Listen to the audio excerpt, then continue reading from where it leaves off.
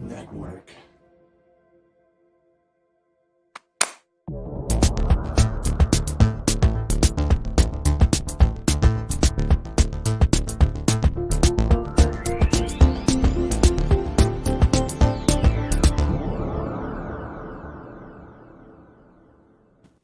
Hello. It's just gone 7 p.m. here in the UK. Welcome to everyone that's watching, whether you're watching live, I'll say hi to the chatties in a moment, whether you're watching on catch-up, welcome. And if you've just joined the channel, if you've just subscribed, I've got something very special. Actually, we're going to say it to everyone.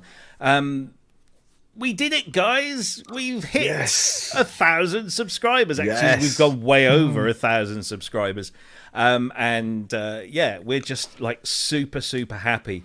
And we couldn't have done it without all of you that are watching, that are subscribing, and everyone that shared us around and done all of that cool stuff. So thank you so much. We really appreciate it. And the special award to first person to super chat as £5, $5, something like that, goes to Sasquatch. Thank you very much indeed. So thanks, Sasquatch. I will talk to you about that in just a moment. But before I do, let's go round the room. Let's say hi to Chris over in California. How are you, sir? Yeah, I'm doing all right over here. Got my little sweetie down here. Got so your little friend. Yeah, how is she? Yeah. Well, she's not doing so well. Told you guys after show last week, but she's got some cancer. So unfortunately, the prognosis isn't good. So if I'm a little, I only say this. I don't want to bring anything down or bring the show down because we're going to have a good time talking about synthesizers. But if I don't get to a comment or something, it's because I'm one-handed at the moment. No, that's fine. What's her name again? Sola. Sola. So we wish Sola all the best, and she's getting all the love and attention she needs. Yeah, I just wanted to thank everybody because I know people have been concerned in the chat and been messaging me, and so I just wanted to say thank you and to everybody. I really appreciate you guys. Well, thank you, and give her a stroke from us. That doesn't sound too weird. Let's come back across the sea to the north of England and say hello to our founder, Mr. Ben Simpson. How are you? Hey, I'm all right. Yeah, I'm good. Yeah, not too bad at all. You're dressed a bit casually today, Ben. I'm disappointed. Yeah, I've opted for a long weekend off work. So that's why you were all chatty today. I get it. I've just been doing plenty of research for today. That's what I've done for a change. So everybody will be surprised in the chat that actually might know what I'm on about. I barely looked at any of it, to be honest. No, that's a lie. Cool. Well, great to have you on board. And well, what can we say about this guy? We've had him on a number of times. We can't seem to shake him. He's like a bad cold. He's like COVID. Kent Spong, how are you, sir? Hey. Hello, local virus here. Oh dear, listen, we always love to have you on, as we have numerous times, and we will have you on numerous times again soon. So thank you for joining us. Are you well? Yes. And what have you done with hands? Well, I don't want to incriminate myself. Okay. I'm sure there's a blood mark on the wall. Yeah. Yeah, I heard the new Bond score. Oh, yes. And he's been banished to the hall until he sorts that out. Oh. I don't think it was that bad. It was all right, but did you notice it was The Dark Knight? Well, yeah. But it's Hans Zimmer, isn't it? We can forgive him. And a track from an earlier Bond film. Yes, well, there's lots of that in it. Without wanting to spoil things, there are some. What do they call them? Homages. Homages. Yes, there's another word. I can't remember. No, something like. Oh, he said that, not us. Can I just, before we move any further, first of all, We've lost Sasquatch's generous donation, but we've had our first one there from Wagyu, £10. Thank you very much, most appreciated, and also from Stylab Music. $5. Thank you very much. Thank you very much. It's hugely appreciated. And just to let you know, if you want to do that, you can now, because we are officially a YouTube partner and we've had all of that stuff turned on. So if you'd rather donate to us, because we do ask, if you can, we don't make any money from it. We simply use this to fund the service that you're seeing that brings this show to you wherever you might be. Thank you very much, David Ramirez. Happy Friday to you as well. This is just so cool thanks, to be able guys. to. I've been waiting so long for us to be able to do all these cool things. We're pro. I know. Oh, hey, and congratulations to Andy, who's EMX Gold, because got a new little baby this week. Yeah, I'm an uncle. Hey, a musical uncle. Obviously, Of course, there's no yeah. blood relation there. But well, congratulations. Congratulations. Yeah. And massive thanks there to Andrew Brooks. That is super nice of you. Thank you very much indeed. As I said before, all of your donations go to keep this show on the air. We don't take anything out of this. And if we have anything left over, then we might consider the Bahamas next year. But we'll see. Like paid? Only in love. Only in love. You were supposed to be paying us. Yeah, I must shouldn't have brought it out. Yeah. Oh well, never mind. Forget I said that. So we hit over that way over. So note that at the end of last week's show, with all due respect to our guest, this stick graphic that we shared around. Where is it? I've got it here somewhere. I think there we go. It's he obviously listening into my bedroom activities. Almost there. But yeah, this great little graphic, we shared that around the interwebs, and we asked you guys to just let people know that we existed. And very rapidly, we not only hit 1,000, but we went way beyond 1,000, way beyond in our terms. And so we're super, super grateful. And I know I've kept on about it for such a long while, and the only reason I've done that is because it just helps us make this channel better. Now we are what we call a YouTube partner. The algorithms work better for us, and we're putting in some effort, as you might have seen over the last couple of days, to shape things up. Big thanks to Mark Zaffin, by the way. More news about him later, but big thanks to him, because he spent at least a couple of hours on the phone to him yesterday, just going over some strategy. So yeah. We'll hopefully benefit from that. But yeah, thanks to absolutely everyone. Thank you, Ben at Musings. Mate, you do a fantastic job as it is. We should be donating to you. And you can, I believe, on the Musings website. If you don't know who Musings or what Musings is, it's Ben who does these wonderful scans of all of the music technology magazines, not just UK, but from around the world, and scans them, OCRs them, makes web pages from them, and then even uploads all the scans as images, so you can see the magazines as they were, but also read them on a web page. And brilliant, yeah. It is an absolutely brilliant website, and I can't thank him enough for the amount of effort he puts in. It helps me with my research. It's just an absolute genius thing. Also, Mike Acker, thank you very much. This is brilliant. Thank you so much for this. And we've got Dr. Mike Metley. Thank you. Wow. That's a real honour. Yeah. And, of course, Dr. Mike is coming up on the show in a few weeks' time. So this is Looking forward to that. Yeah. Oh, man. Cannot wait. Still waiting for my copy of the book, so I'm getting a little bit sort of like, come on, I need to look at this. Right. Yeah, me too, Yeah, absolutely. So, oh, wow. So, I'm just going to sit going here. off everywhere. We just sits here. Don't Tonight's actually show- talk about anything. Just keep paying us. Come on. Tonight's show will just be me highlighting all of these people. Yada Seta, thank you so much. Thank you so much for your donation. Also, Synth Addict, Andy, you're a star, mate. Thank you very much. Thank you. Yeah, subscribers is tough, but Dr. hopefully we'll keep you going. And then, Dr. Akins from Middle Tennessee State University Audio Production. That's a mouthful, but thank you. That's superb. Jim Fantastic. Glue, thank you. This is all. Thanks, Jim. Wow. I'm just super stoked. Jason Crouch, thank you, sir. Wow. That's Thank you. Yeah. Oh, look, even the new daddy's thrown some in. Bless you him. should be spending that on the baby. Yeah. That just came out of her college fund. Yeah.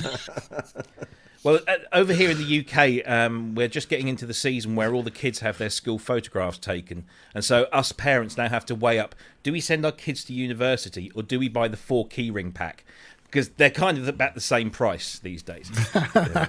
Will Joseph, thank you very much. Danish kroner, 50. Wow. That's just brilliant. I mean, 50 is impressive. Any number. That's fantastic. Yeah. Thank you. Yeah. Thank you very much indeed. Thank you very much.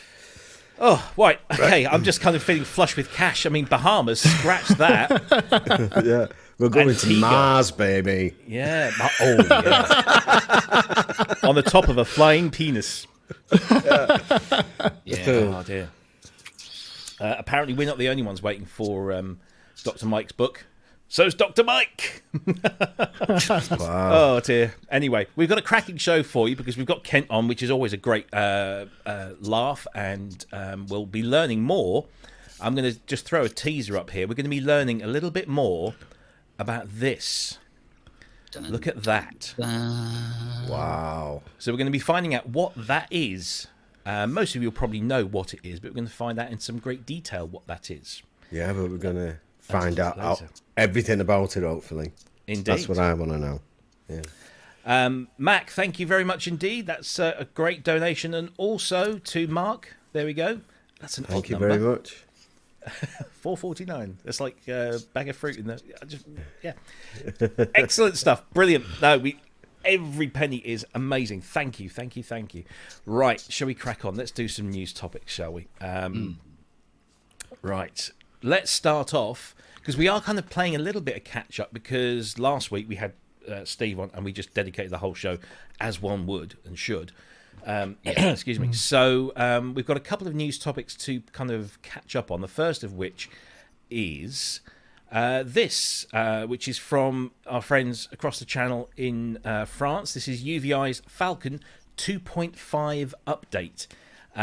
Now, Falcon 2's been around for some while, but 2.5 is a free update to all registered users and has some absolutely amazing additions.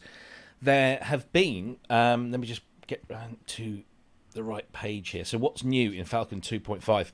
There's a huge amount of new presets. There's also a bunch of new sequences. There's a rain sequencer, which is just fantastic, kind of like it's sequencing droplets. It's just absolutely brilliant. So as you can see just there, there's the I can't even say. Yeah. How do you pronounce that? Euclidean? Euclidean. Yay. So you got the Euclidean sequencer. You've also got a wave sequencer, and that's really cool.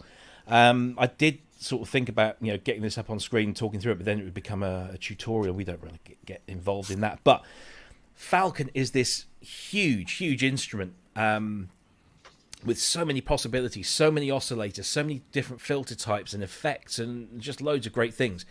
And it's now been expanded even further.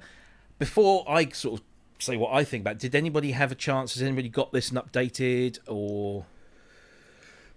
Unfortunately, on this one, I'm not a Falcon user. I have got UVI stuff. But I do it all on that, the workstation thing. Right. Yeah. I do. Which eventually want to get this, and the upgrades that they put in it just makes it even better than it's ever been. It's like the filters and everything that's in there. There's like a new twin filter that sounds like the MS-20, and there's all those sequences that you were on about. It looks really impressive, and wasn't it on offer recently as well? Yeah, I think they do tend to do Black Friday offers as well. Yeah, so, yeah. But I'll have to wait for it to be on offer, I think. But it's on offer at the moment. It's 30% off at $244, down from $349. It's worth every penny and more. It's just an absolutely astounding piece of because not only is it a synthesizer in its own right with multiple synthesis engines, but it's also this way that you can play back all of these amazing sample libraries that UVI do as well. So it's just like everything in one. It's just a superb thing. Cryss, are you a Falcon fan? Yeah, but I don't have it. I keep looking at it every single time something like this happens, and I really think it's a superb synthesizer as far as what it's capable of. You know, this and Omnisphere seem to be just have so many things piled into them that if you're looking to get one thing and have it do an enormous amount and cover an enormous amount of material, this and Omnisphere, and this is half the price of Omnisphere, exactly. Well, a little more than that, but you know, the value of it is really good. I think for me it covers a lot of the same ground and stuff I already have. And so I haven't purchased it. Instead, I decided to go kind of another direction, and I got AAS Chromophone, which is modeling, physical modeling, because I had gotten the Expressive E Imagine soft synth, which is also physical modeling that was done in conjunction with AAS, and so I was really curious about it. I really liked Imagine, so I decided to kind of plunk down because Chromophone was on sale as well. Yeah, and very happy about that. But as far as Falcon, I mean, I've been very impressed with UVI stuff, and if there was a need for it, I wouldn't hesitate to get something like Falcon or to recommend it to somebody, because it is, again, value for money is really awesome. Yeah, and you meant... Oh, sorry, go ahead, Ben. I would just say that, like, again, agreeing with Chris, but I've got Omnisphere. I haven't got Falcon, but what I can see from Falcon is it's a little bit more versatile than Omnisphere. With the modular, it's got like a modular approach, which you kind of stuck with what you've got in Omnisphere, but it is still brilliant. It is amazing. But I think there's a bit more flexibility with Falcon from what I can see. I kind of feel like the Omnisphere engine is just a little bit better sounding in tone, but I think you're absolutely right. Like the Falcon seems to be able to do more, at least from what I can discern from it. But either one of those, if you buy either one of those, you're doing really well as far as what they're capable of. Yeah. And you meant... In fact, sorry, go ahead. No, after you. No, I was just going to say, I'm hoping that we'll see an Omnisphere update.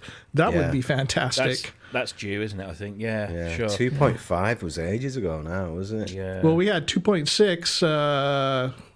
How long ago was that now? Something like a year and a half or something? I don't remember. Oh, yeah. 2 years? Yeah, I forgot all about that. But you mentioned Expressive E. There's a whole bank of sounds in Falcon now specifically designed with the Expressive E for the Touche. So yeah, they've collaborated, because I think aren't Expressive E French? Kent, are they French? They are, I think. Yeah. Oui. Yes, yeah.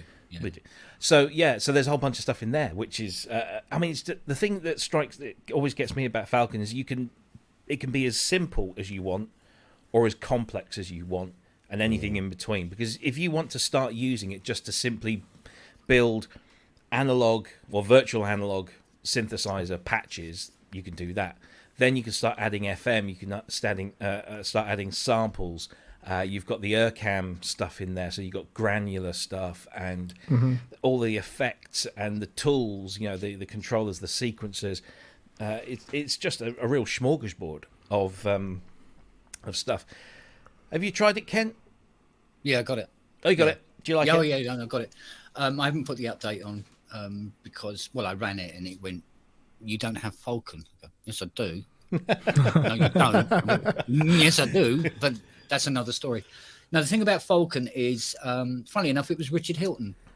Oh, yes. Hit me up on Skype one day and said, you got Falcon, haven't you? And I said, no. He goes, why haven't you got Falcon? Go out and get it right now. So I did. And, of course, MPE support. Yes. So suddenly I had new engine for the Roly Rise, because let's face it, if you own a Roly, you've kind of been left out in the cold now. Yeah. And, of course, the Hydrosynth. And you get the aftertouch support. This is where Omnisphere trips over and falls over and breaks its nose, is because you have to put 8 instances of the same patch in and then set it all up so you can do the poly aftertouch on it. Right. Which is a anything else. So yeah, Falcon. No, I love her. Yeah, it's nice.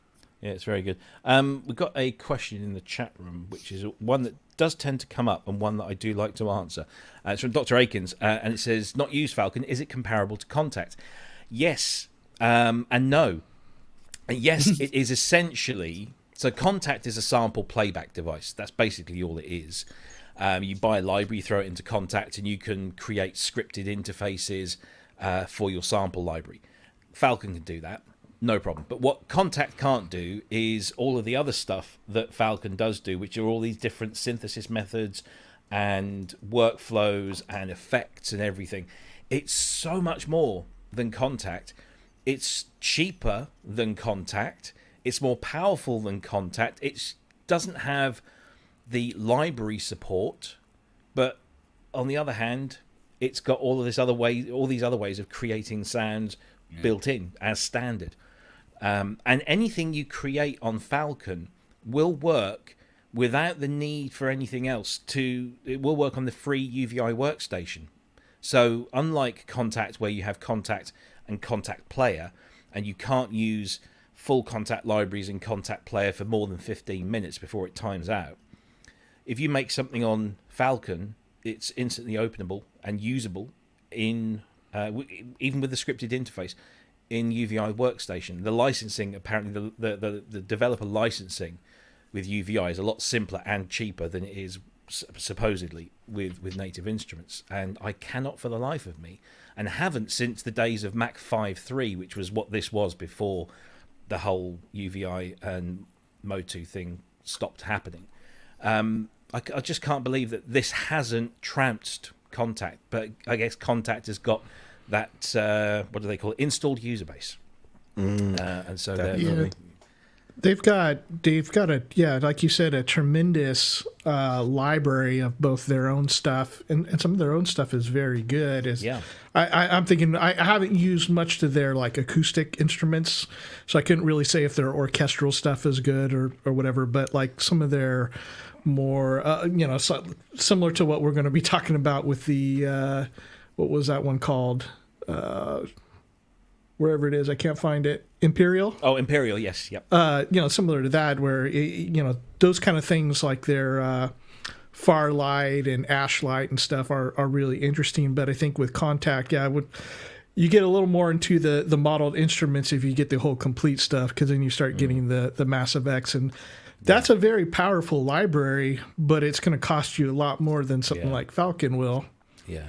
Mm-hmm. And there's not only sample libraries that are available for Falcon, there's also Falcon libraries where you don't, these are just using all of the tools that come with Falcon and standard. So, synthesizer patches that use all of the built-in tools, and there's no samples involved. And they generally retail for about €39, which is crazy. I mean, there's a whole box of patches for like 39 quid. It's unbelievable. So Falcon 2.5 is out now. If you own Falcon 2, you get this as a free update, and that's another great thing with these guys. They only ever charge you for full version upgrades, so 1 to 2, 2 to 3. In fact, actually no, I think they didn't even charge you from 1 to 2 if I remember rightly. That was just like, you have it, which is incredible. The other thing too is that they are, I think, giving a couple.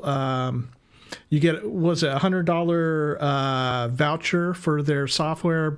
Yeah. Plus, right now you can also get 2 sound, whatever they're called, sound banks or whatever, for free, which I think is better than, if I recall, is better than Black Friday last year even. So, good time to buy it.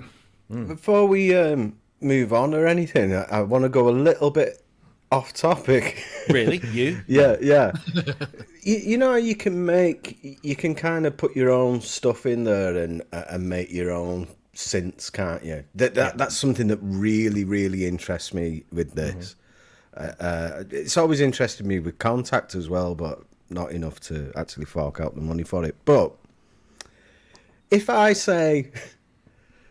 got I don't know, the EX5R, and sampled all the sounds off that and then made an interface that looked like the EX5R. Right.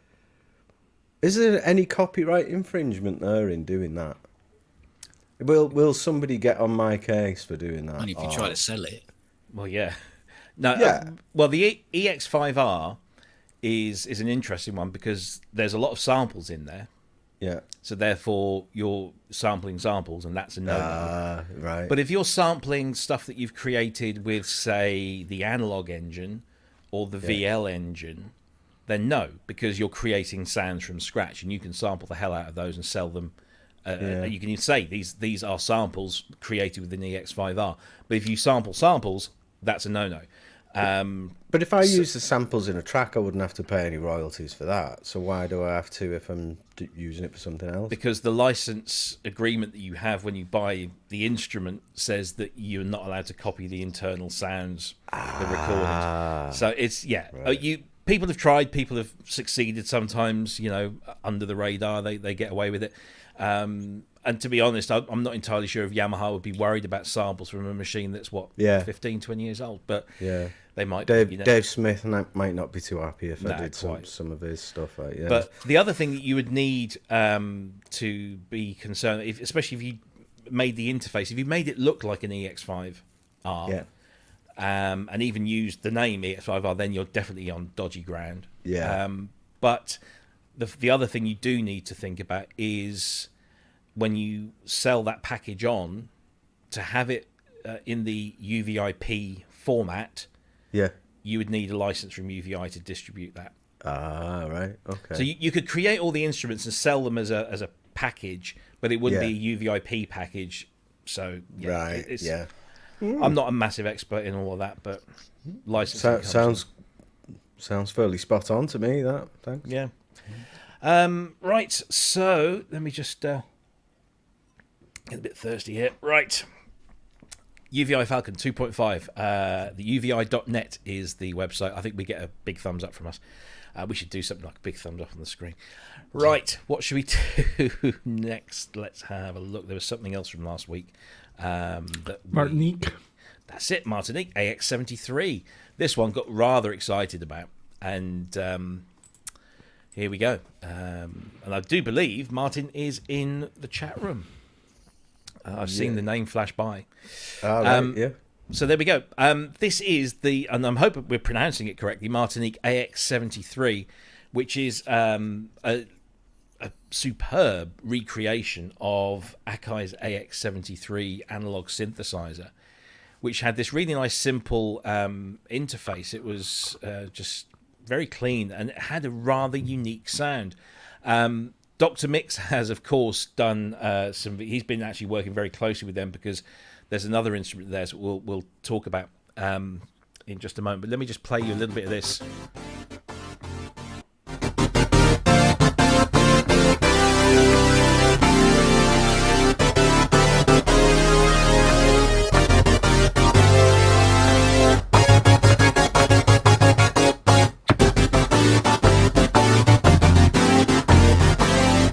Right, there we go. That's enough of that. I don't want to get into Dr. Mix's bad books and get accused of misappropriating his stuff. There's a whole bunch of videos on there, and I should have put the pieces together because I noticed on some of his videos that he was promoting one of the free instruments. Again, we'll talk about that in just a moment. But also that he recently got a hardware AX73. And he was doing some demos of that. Yeah, it was broke, wasn't it? Yeah, it was broke when he got it. Yeah. Yeah. So I have to like Dr. Mix because he's Italian. It's in it's the law that I have to like him. But whether you appreciate his full-on presentation style or not, he's damn good at what he does. He is good. Yeah, he is. Very good. And so, go and watch his videos on that to get a feel for it. There's a whole bunch of audio demos on there as well. So, first of all, hands up who's ever played a real AX73. Okay, no. We'll go to Kent, who's just slightly poking his finger up there. I hope that's his finger anyway. Can you comment on authenticity?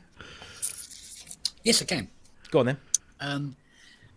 It's not bad at all. Very nice. There's an endorsement. I'm always in support of people who model old synthesizers and bring them into the 21st century digitally, so you can use them and use multiple instances. Because the sooner the original hardware versions of these machines are all in skips, the better. They're nasty to work on. Yeah, they are nasty to work on. And if there was, and anybody comes along and goes, God, let's make this digital and easy to use and all the rest of it, and pass all sorts of different effects, and you don't have to even get out of your chair. Go for it. Love it. I like absolutely. It. Yeah. Yeah. It's nightmare getting parts for them. It's I bet. Yeah. I mean, they weren't hugely successful or popular.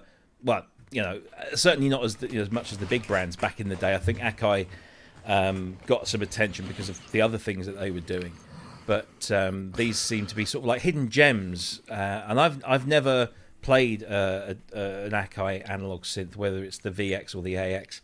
What I do like about this, however, is, let me see if I bring this up on the screen, is this. So it really expands. So you've got the control surface, which is a really nice, kind of modelled image. Let's bring there. It is there. The graphics are fantastic on that. Really nice to look at. Easy on the eye. But once you want to start digging in, then you've got this really very simple flat design control panel surface, and you can split and layer and do some things that you couldn't do in the original as well. There's a whole bunch of great things in there, and also some really cool presets to get to get the juices flowing. So really liking it. Chris, what do you think? Yeah, it looks really interesting. Very much agree with what Kent said about it's good when these companies pick up some of these old designs. Some of these used to be really cheap. Even things like the GX8P, where everybody was like, it was okay, but it's not a Jupiter. But everything has just gotten really expensive. Of course, everything has gotten to be very old and difficult to fix. So some of these classics, or even things that were not considered classic, it's fun to be able to have them at our disposal now. Whether that's like a cat, now as a Behringer cat, or something like this. I remember Martinic, I don't know how many years ago it was now, but I remember him back on KVR long before I was really went down the rabbit hole with synthesizers. But I had grabbed some of his his first plugins, which were recreations of those 60s transistor organs. Yeah. And they were really cool. I mean, this must have been at least 10 years ago, I would think. But I kind of wonder what happened to them. I know he's working on some new project, but does anybody know if those are still around? Or Well, we'll come to that in just a moment, actually, because they kind of are. But before we do, let's ask Ben, our resident 80s live performer. Yes. This rare 80s gem, is this going to be appearing in the Electromantic set anytime soon? Yeah, well, as soon as I heard about it, I bought it. Because it's definitely the kind of thing that I would get use out of. It's great. It is really great. I mean, I'm not that familiar with the original piece, but videos I've seen online, you get the factory sound bank with it. So some of the videos I've seen online, because I have the videos coming through my studio speakers, so it's not like I'm listening to it on the phone and then compare it. I know there is some compression there, but it sounded pretty spot on from what I could tell, and like Kent and Chris said, moving things forward, having these benefits of added convenience of being able to load everything in, automate it, and it is really good, and they've not disappointed with this. But what they haven't done is they haven't just recreated it. Which is something that I like. I like it when people give us something additional to what the original had. It's got everything that you liked about the original, but there's got to be something else there, and this has got it. It's got two. There's actually two AX73s in there, and you can layer it and split it. There's tons and the possibilities. I think are crazy with it, because there's all kinds of. There's 4 different envelopes per synth. I think there's 4 LFOs. You can send things all over the place. The arpeggiator is pretty comprehensive as well. I did have a technical issue with mine. I bought it and it wouldn't work on Cubase. And so I got in touch with support. And they got back to me straight away. They said that they weren't having that problem. And I thought, I'm being fobbed off here. But it sent me a screenshot. It sent me a screenshot of his Cubase with it running there. You can't dispute that. Mine got blacklisted. So I've got Cubase Elements on my laptop. That's what we use live. So I put it on there and it worked fine. Okay. So I think it's something to do with my computer in here. So they didn't just like leave it at that though. They did say that they're going to carry on looking into it and try and find out what's different about this computer to the laptop. You know why it works like that. But it's great. I've only been able to use it in Logic, which I'm not as familiar with. So I've not been able to do all the things that I want to try, if you know what I mean. I'm finding it more of a struggle working Logic than doing what I want to do with the synth. But yeah, I'm really happy with it. I think that it's not expensive as well. So that's a great thing. I was about to say... Did Cubase not allow you to uncheck that? Sorry? Well, it blacklisted it. Yeah, we should be able to uncheck it if you can. I did. I unchecked it myself, and then Cubase wouldn't boot up until I deleted it from the library, the VST folder in the library. So it's probably something I've got installed in there, like some weird thing that I never use. It can be a bit weird sometimes, though. Yeah. In Cubase. Yeah, but made up. Ben, I was kind of wondering, your live rig setup, I don't remember, is it a main stage setup? Yeah, it's main stage and Cubase. So we've got we've got elements of the track that play in Cubase on one laptop, and then I've got main stage on another. So this is great. So anytime you see like a plugin that like kind of nails that sound, you can get it into your live rig. Right away. That's cool. Brilliant. Yeah, it's really good. So if you want to get this, it's currently on offer 50% off. So, I mean, even at full price, £76, it's not a lot. But 38 quid, you can get it now. There is also a free trial that runs in demo mode with a little bit of white noise that comes in there every now and again. So if you want to try it, you can. And if you buy it, you also get 2 extra preset packs. So basically, you get over 600 sounds. Dr. Mix has done a whole bunch. And then there's this legacy collection. And factory defaults, and there's this huge amount of stuff in there. There's lots and lots and lots of patches to get you started. So there you go. That's Martinic. Now, Cryss, you were mentioning earlier about their organs, and Ben wanted to mention. So they still do a whole bunch of things. So they do the Elka Panther in there, but they also do the Keybase, which is based on the Ream. Now, do you remember last week Steve Picaro was saying his first organ was a Ream organ, and Ream are like they make air conditioning equipment or something like that. So, and that's free, and that's a free little thing. That as part of the support to find out if my system would run this. They mentioned this to me, and I didn't even know about it. Really? Went and downloaded that. That worked fine, and I was just blown away with the sound of it. It's got such a rich bottom end on it. It's great if you layer that with other basses and it's just an essential piece of kit that for free. That's it.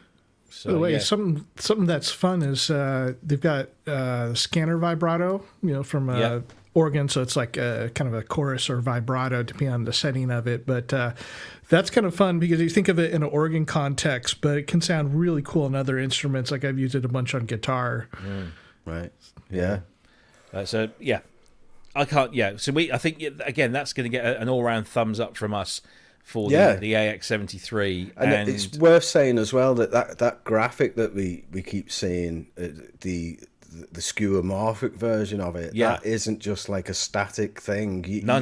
That's you can interact with it. Edit everything there, and you can map your MIDI controllers there and everything. Yeah. It's really good. I'm really impressed with that graphic. It's one of the best I've seen, and I like the way that you can go from the skeuomorphic view to the more simplistic view from when you're doing fine editing. That's great for just doing a couple of quick changes and that. But when you want to get into the nitty gritty, then you've got that there. That's really comprehensive. It's pretty good. Yeah, it's very good indeed. We get a big thumbs up from us. Yeah. And it's available now, Martinic.com. Get it now. I don't know how long the 50% off is running for. Maybe Martin can tell us in the chat. And also, Chris, here's an answer for you regarding the organs from 10 or so years ago. They were licensed to another major company that we won't name here, but they're still out there. Okay, so let's do we'll do some research. But yeah, Martin, there you go, through October. So basically to the end of this month, 50% off. For that money, you can't go wrong. I mean, it was Insta-buy at that price. So there you go. Yeah, it's great. Yeah. Right. Let's see, what have we got next on the list? Don't forget, coming up later on, we're going to be talking to Kent in great detail about his behemoth synth project. And he's even got a whiteboard. That's how detailed we're going to get. Going to get down to the whiteboard level. Yeah. Let's see what we've got here. Oh, do you know what? I'm going to do this where I don't need a screen necessarily. So you might have heard, if you follow me on any of the social media stuff, that I've recently got some of these. Ooh. Can you see what it is yet? Oh, I don't know if that's politically... Is that politically correct to do Rolf Harris impressions now? I don't know. Probably not. Yeah. So, so I'm just doing this. It looks like I'm at a football ground. Come on, you yellows. So this is a KX88 membrane, and this is brand new. And I'm trying to do it without getting the glare. Can you see how accurate that is? So there's that. So that's the KX88. Then I had to have this one. This is DX7, the Mark I DX7.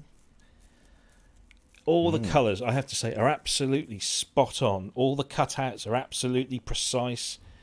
Everything is just superb on these. What's the material like? Is it? It's. I mean, you can't really. It's thick. It's. Can you get an impression? It's not, thin. It's not. It's like comparable to the original, isn't it? Really. I think it's better because it's harder wearing. And this is another one that he sent me to have a peruse of. Although I don't own the synth. And this is favorite. Yeah. Yeah. So this is the JX3P. 8P. Sorry. I always get those muddled up. And again, I'm trying to get this without the glare. Let me see if I can do it like this. This is the one with the patch names on. Yeah. Because there are two versions, and he does both. And I just wanted to. This is Craig Aspin of sweetdiscrete.co.uk. He's done these. He's got Casio's. Trying to think of all the other synths that had membranes, but not just ones that had membranes with buttons on, but also he's done them overlays for things like Emulator 2s and Emaxes and just replacement vinyl overlays, done in the highest possible quality, all color matched. All the fonts and the graphics have been. If he can't replicate them, he's done. Everything's been done meticulously. It's just it's. Fantastic I don't think I've got anything with a membrane surface on it. Like anything. You're not insane in the membrane? No. Can't see anything with one on. But I boycotted them at some point, I think. Yeah, well, the thing is, I mean, I bought a KX88 one, but not because my KX88 needs it. It's got a couple of little dings in it, but it's still absolutely perfect. But I bought it just in case, it might need it. Now, I spoke to Dominic Hawken last night and this morning. He bought one for his KX88, and he said, apart from taking the old one off because they use some really strong glue, once that was off and cleaned up, he said fitting the new one was an absolute breeze and it looks amazing. Jim Daniker's bought 3 because he's now found 3 KX88s. He's actually gigging out on the road with them again. So and he's waiting for his to show up. So Kent, I mentioned this to you on the phone the other day, and you were like, "Wow, this is really, really good." Are these going to be kind of a game changer for people like yourself? Well, there was a chappie that used to do it. Yeah. Quite a few years ago. Although it was just selected machines and used to get lucky. And it's always been the same question over and over again is, do you do the Matrix 12? Right. Do you do the expander? And I met with no. And that's the machine that really, really needs them at the moment because they're separating. They go white. Right. Now, I know that it's something to do with where the display window is. It's green. Mm-hmm. Right, but what I didn't know until I did the investigation and ruined one, it's sprayed green lacquer. Oh, wow. So it's a clear window and then they spray it green.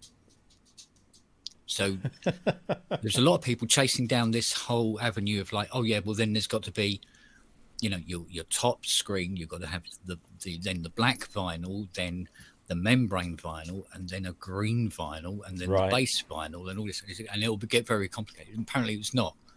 Basically, what they did was just had a clear window, and they just put some green lacquer on it, and that was your green screen. Wow. And so I noticed on the website there was no Matrix 12. No, it's Matrix 6. Matrix 6, yeah. Matrix 12. Matrix 12. No. Yeah. I'm not sure if did they have Source? Moog Source, yeah. Yeah, Source, yeah. Because they used to be done by, was it Technology Transplant used to do them? Did they? A million years ago. And nobody ever needed one replaced. And as soon as they stopped doing it, everybody needed their front panels done. Right. So they do the chroma. They do, yeah. Let me just bring up the website here and actually. Oh yeah, the chroma is a membrane front, isn't chroma. it? Yeah. So that will also double up on the expander. So the chroma expander will be pretty much the same front panel again. So here we go. We're going to go from the bottom up. So he's at the moment he's gauging demand for a Poly 6, and again, yeah, he has to do these on fairly limited runs. So he's gauging demand, and that would be £60, which I think is pretty reasonable. That's not bad at all. Overlays for your PG800 if you are lucky enough to own one of those. ARP Quadra replacement panels, that's quite expensive. Yeah, it will be. Mk.II replacement panel, might be after one of those myself. Emulator 2 overlay, and also an EMU3 overlay. Micro Korg, Moog Source, JX3P, Roland Alpha Juno. You said that was going to be a useful one, didn't you, Kent? The Alpha Junos. It is, although it's a much rarer beast. So that wouldn't be coming up so much. But the price of that is £40, ridiculously good. Yeah. Kawaii K3. I was trying to scroll through that myself then. Yeah. Matrix 6 in two different styles, original and old school. He can do special one-off orders, but you do pay for it. So if you do have a special one. DX7 is 90. DX9 is 47.50. KX88 75.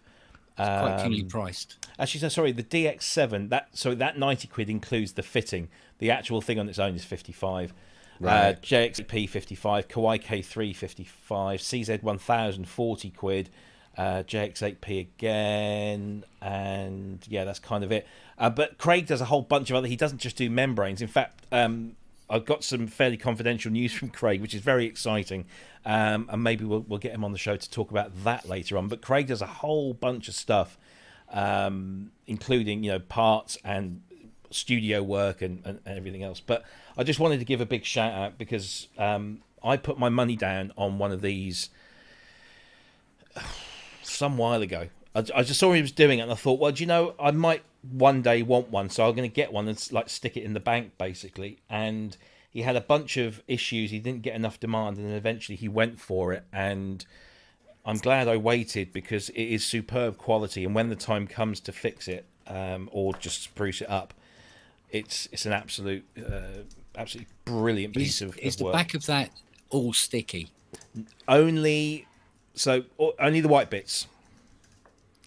So where you see the blue strips and the see-through red panels, none of that is sticky there. So again, he also provides, and I haven't got these to hand, a little packet of spacers, basically little white plastic, very small plastic washers that you can put on top of the actual buttons to just make the contact a little firmer and less pushing down. That's good. To speak.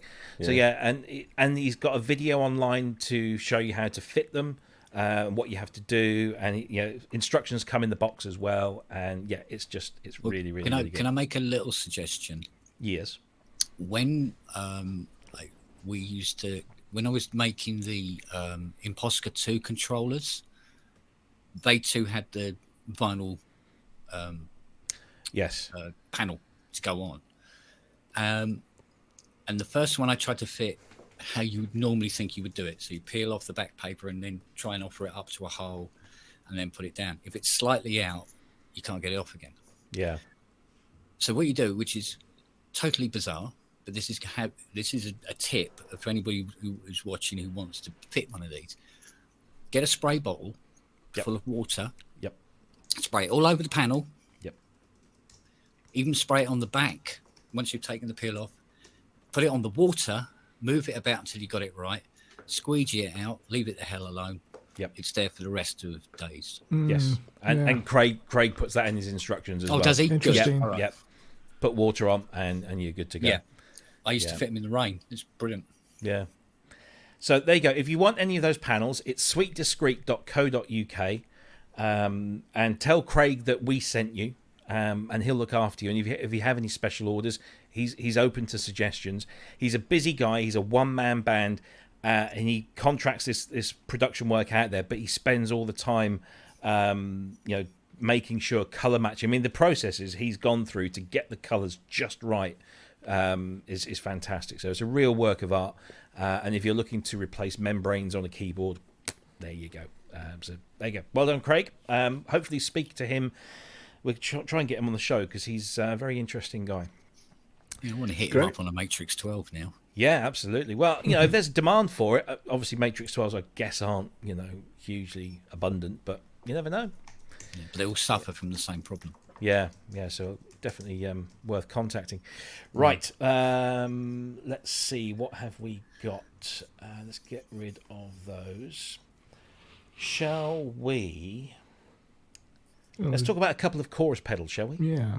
Yeah, let's do some chorus pedals. Let's do it. So, first up is this one, which there seems to be a bit of. Actually, look, let's just listen to the demo first. Let's go for this.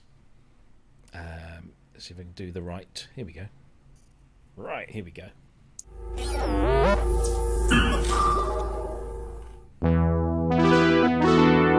Oh, look, it's a DX7.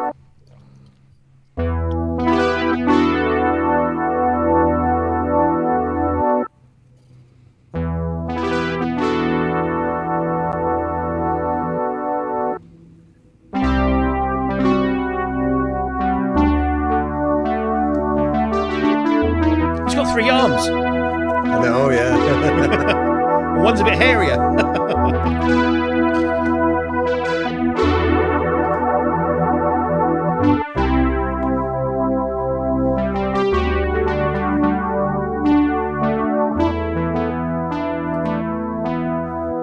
So there you go. This is the MOE, or the MO, I guess. Let's bring up the web page so we can have a look at a bit more of the details. This is yet another Juno chorus effect, but this time it's in hardware rather than a software version. And MOE stands for Made on Earth.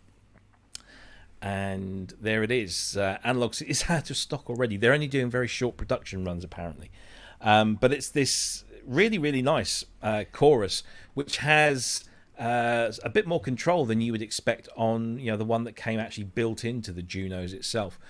But there is something about a Juno chorus that is it's not magical, but it's the sound of the 80s almost, really. It's one of those kind of 80s in a box or 80s in a bottle things. You stick that on a synth and it just sounds really lush. Well, it was made to cover up the inadequacies of the single oscillator, wasn't it? Yeah. And so it's a really fat sounding chorus. Yeah.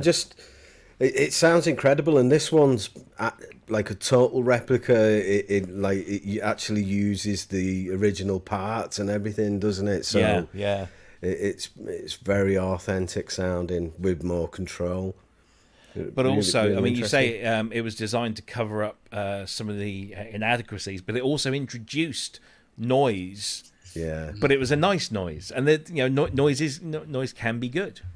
So yeah, let's go to our resident pedal expert, Mr. Cryss Synthient over there. What do you think about this one?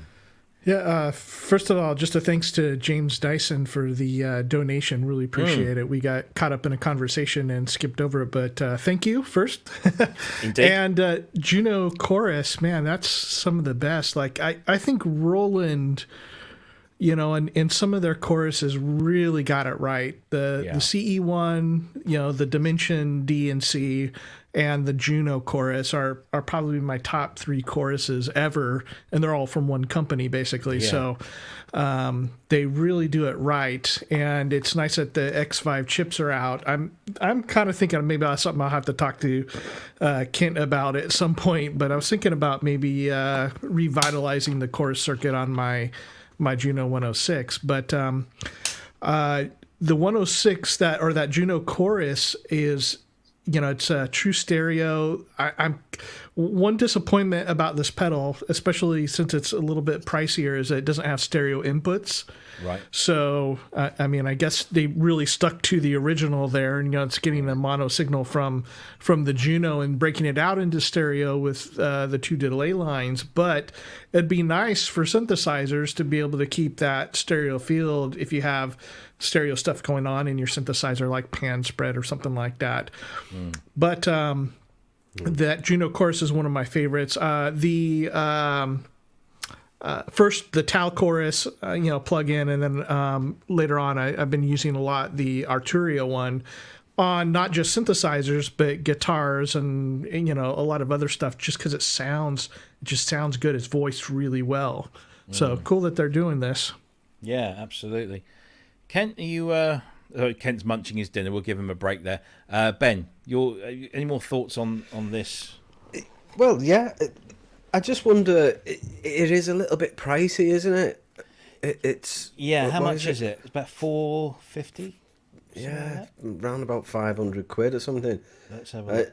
I reckon it's not going to sound in the same league as the TC Electronics one, which is only like £50 or something, isn't it? But that's going to fall flat, I suppose, compared to this. But it's how much you want that exact sound. Do you want it enough to pay another £400 on it, or what? But it is a quality piece of kit. Like, I'm looking at this. What is that? It says the price there, $1,700. Oh no, there's a squiggle in there. Yeah, what is that? I don't know what that is. Well, the company's in Israel. So there you go. So what's the Israeli currency? I don't know what that is nowadays. Camels. That's a lot of camels. Yeah, it's a lot of sand as well. I'm trying to have a look now. But yeah, okay, well, whilst we figure that out, Kent. Yes, dear. Your thoughts? I feel dreadfully lonely. Oh, this. Thoughts on this, okay. Yes. Right, what I missed from this, I listened to the demo of this very, very closely, like a good boy. Yes. And I couldn't hear the noise. Oh, right. I couldn't hear the noise. Not the noise I was expecting. Okay. I'm not hearing the crunchiness in the high frequencies and stuff like that. It's like, if this is supposed to be based on the original, why is it sounding so clean? It's a good point. And at that price, it's like, don't know. Yeah. Lady Aptitude's got it. Shekels. It is shekels. And shekels. There you go. Yeah. Yeah, so it's about $527. Yeah, so according to my app, it's $527 or €380. Well, near enough £384, €455. Yeah, it's a bit steep for a pedal. It is a bit, isn't it? To be fair, it is a bit steep. But as Assio's head says, you might as well go totally crazy and just buy yourself a Juno 106. Well, they've gone nuts in price. They're over $2,000 US. Yeah, but you can get a Juno 106. Shut up! I've sold 2 of them. I don't want to hear about how well they're doing. Yes. Well, I was working on a CS60 today, and that will cheer you up. Yes. Yes, it does. Yeah. So taking the wallpaper off. That's the Analog Chorus 60 from MOE, which is around 380 something pounds, 450 euros, 500 and something dollars. But there was another chorus pedal that came out in the last few days or weeks. And I know Lady Aptitude has been chewing my backside off for us to mention this for the last few days. So let's do this. This is the TriceraChorus, which is a tri-stereo chorus from Eventide. And again, I will defer this to our pedal expert in just a moment. Let's see if they're I think there was. Here we go. A World of Swirl. This is a bizarre video.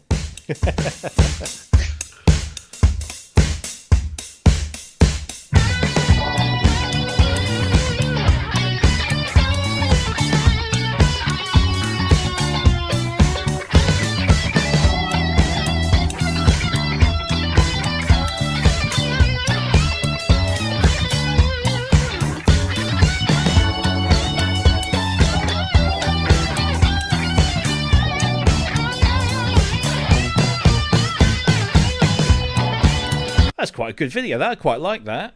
Don't know what you're saying. But it's a nice chorus pedal, and they're clearly trying to show that you can use it pretty much everywhere you like. So let's go to our resident pedal expert, Christopher, and find out what you think. So to echo Ben, like one of my pet peeves is like with modulation effects, like chorus. Then if you want to demonstrate what chorus sounds like, give us a nice like ringing chord or an arpeggio so that you hear the chorus rather than playing some thin sounding lead on a guitar.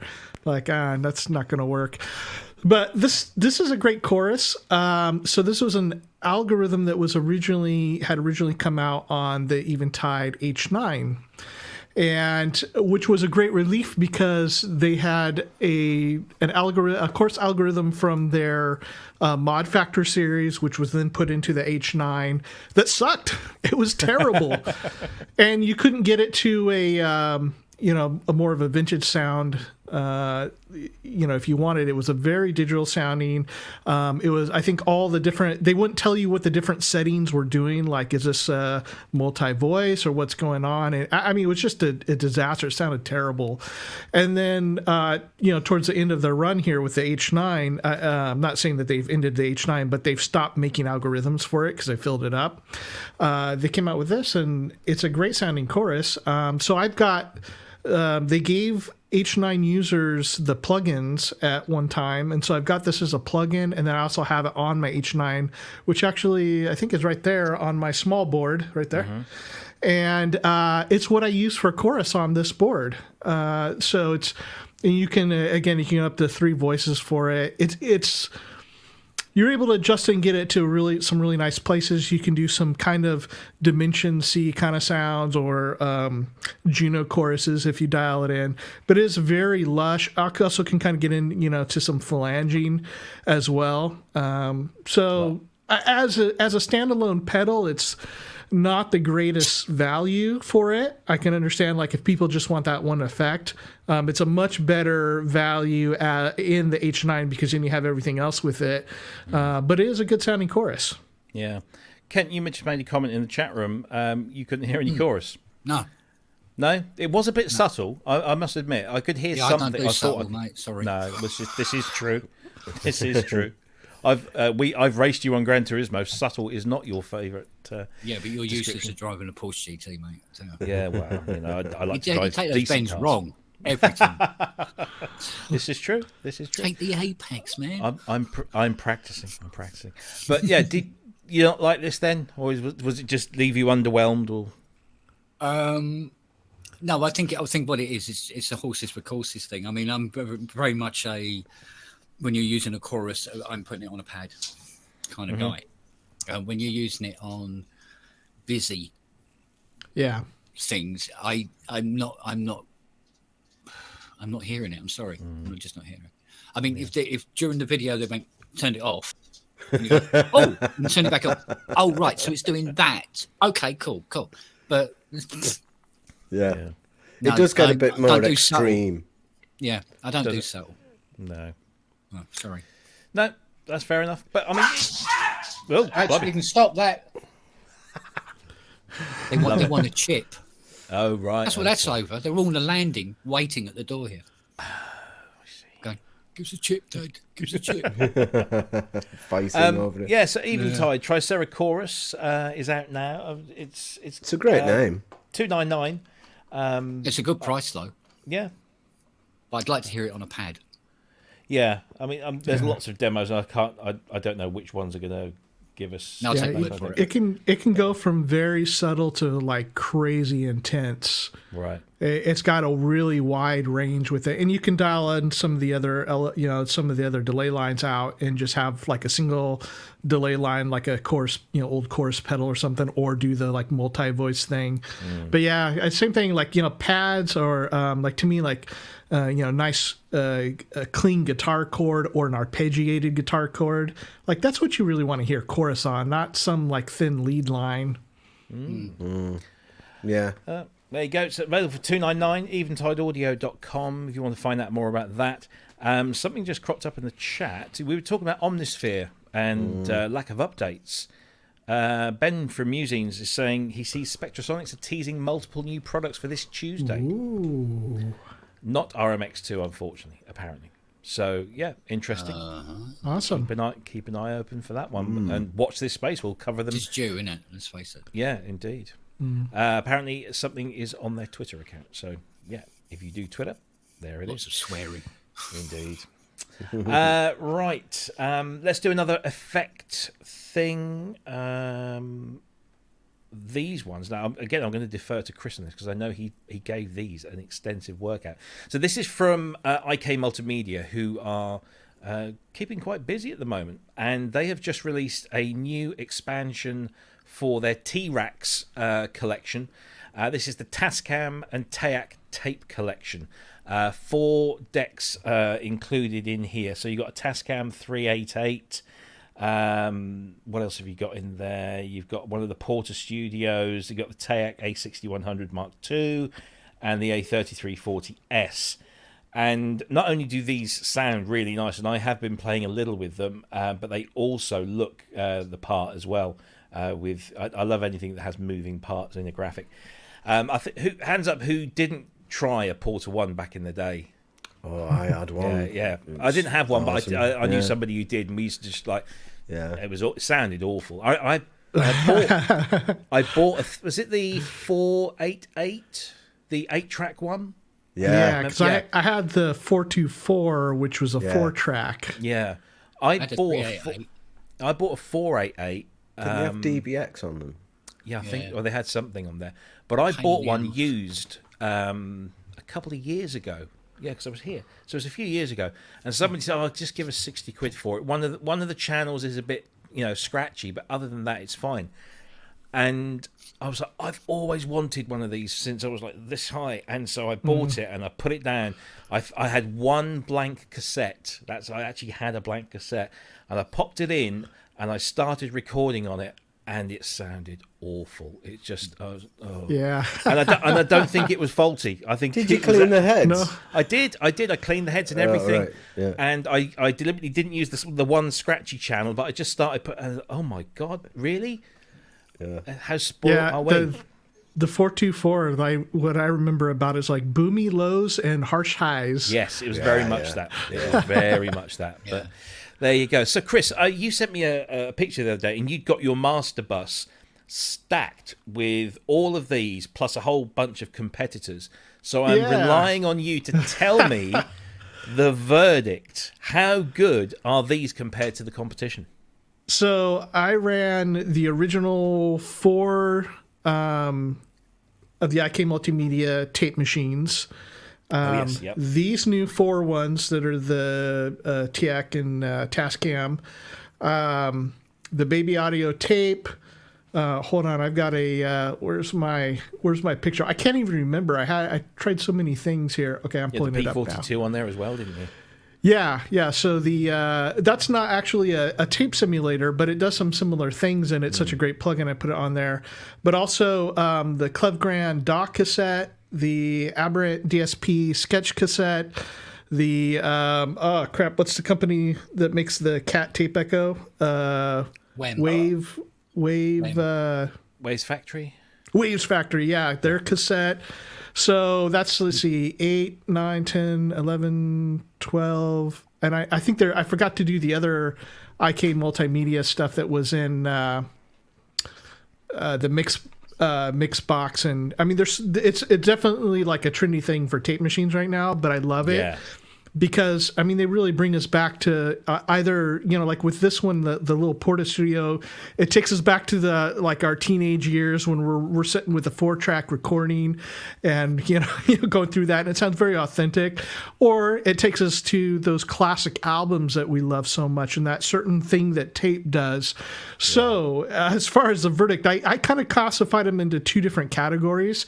To me, there's the kind of lo-fi tape effect where you're getting out of this group, it would be more the Porta Studio one, a little bit the 388, but all the other cassette emulators, which have a lot of warble, the sketch cassette one probably takes the cake for those. It sounds good. It's very versatile, but all of them, they all have a very interesting sound. And then on the other side of it, the more realistic tape machines. And by the way, Baby Audio tape had some cool sounds in it, but it, in my opinion, doesn't sound like tape. Right. But these IK Multimedia ones are fantastic. They're really good. And so 4 of them, I think I'm going to, out of all the 8 IK Multimedia are going to get used a lot. The ones that I was already using a lot already was the Tape Machine 25 was my favorite. And then I can't remember what the other one is, 88, I think. Mm-hmm. Sound amazing. And then out of this new series, the ones I'm going to be using a lot are the 6100, which is, I think, more like a, high-end studio mastering. Sounded very clear, a lot of, but yet the way that tape kind of just slightly saturates, it compresses it, it sounds really good. And then if you want fatness, the 3340 was fantastic. That's probably like the 25 and the 3340 are probably the ones I'll use a lot because they have a really great vibe. Again, with these machines, this is not going to give you the real warbly lo-fi sound. The Porta Studio will give you a little bit of that, but these are, it sounds like you're taking your recording and running it on a tape machine. They do take a lot of DSP and there's a lot of latency. So these are products, whereas some of the other ones like Sketch Cassette and things like that, you can put them into the mix and even in the tracking process. These are something that you want to wait till your song's done and you're doing the mix and the mastering on it. Right. But man, they're awesome. Sure. Yeah, they look really good. And my computer's weird because certain things like that amp that we had from Pulsar, that was heavy on my computer. These tape emulations haven't been. I'm able to use these on quite a few tracks without any impact on the CPU at all. And then like something else like floors it, and that AX73 wouldn't even load up on it.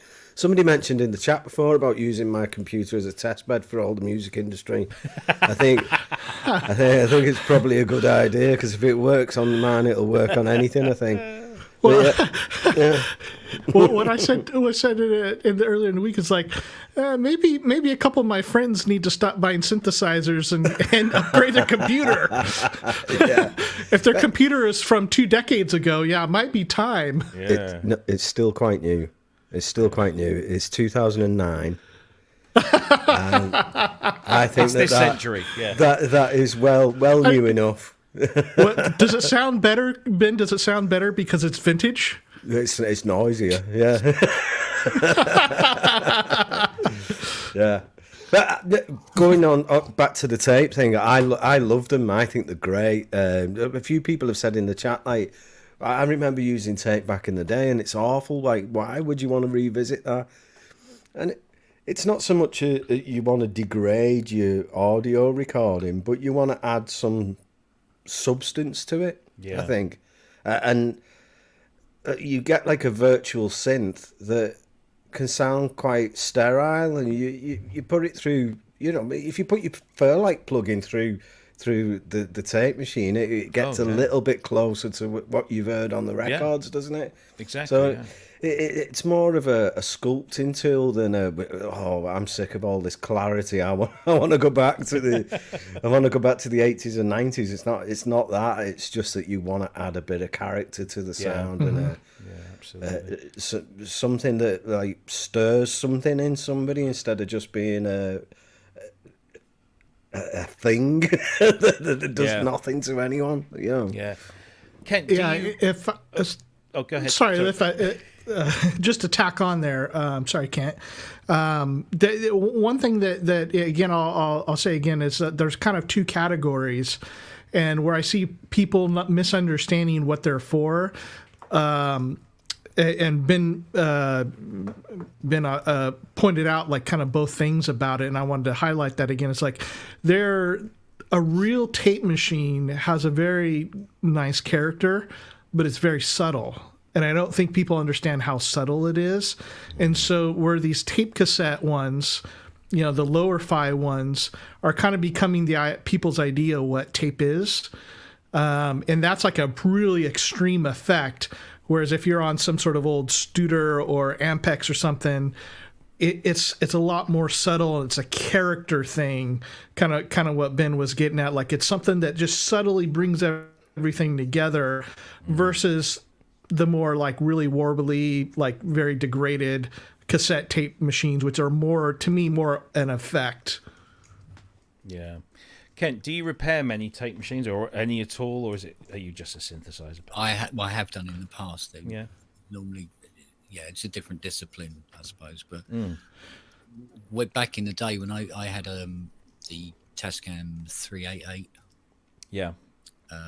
reel-to-reel Porter Studio, DBX ruined everything for me. It really did. Once I got things like the Fostex B16 using Dolby C. I mean, Dolby C, hello. It was really the thing. I hated DBX. I didn't find many people actually that liked DBX very much anyway. Very whompy.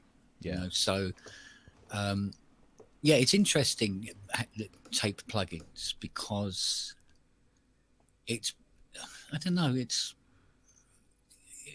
I've heard it used in some ways where it's been overused, and it's almost like that the person's idea is that it's much better to go back to the Victorian times, and when you got gangrene, cut the leg off. Don't worry about these modern antibiotics. You know what I mean? And they're trying to recall a time where people were going, "Oh God, I wish these machines were better and they were quieter." And there was less noise and less wow and less flutter, and now we're putting it back.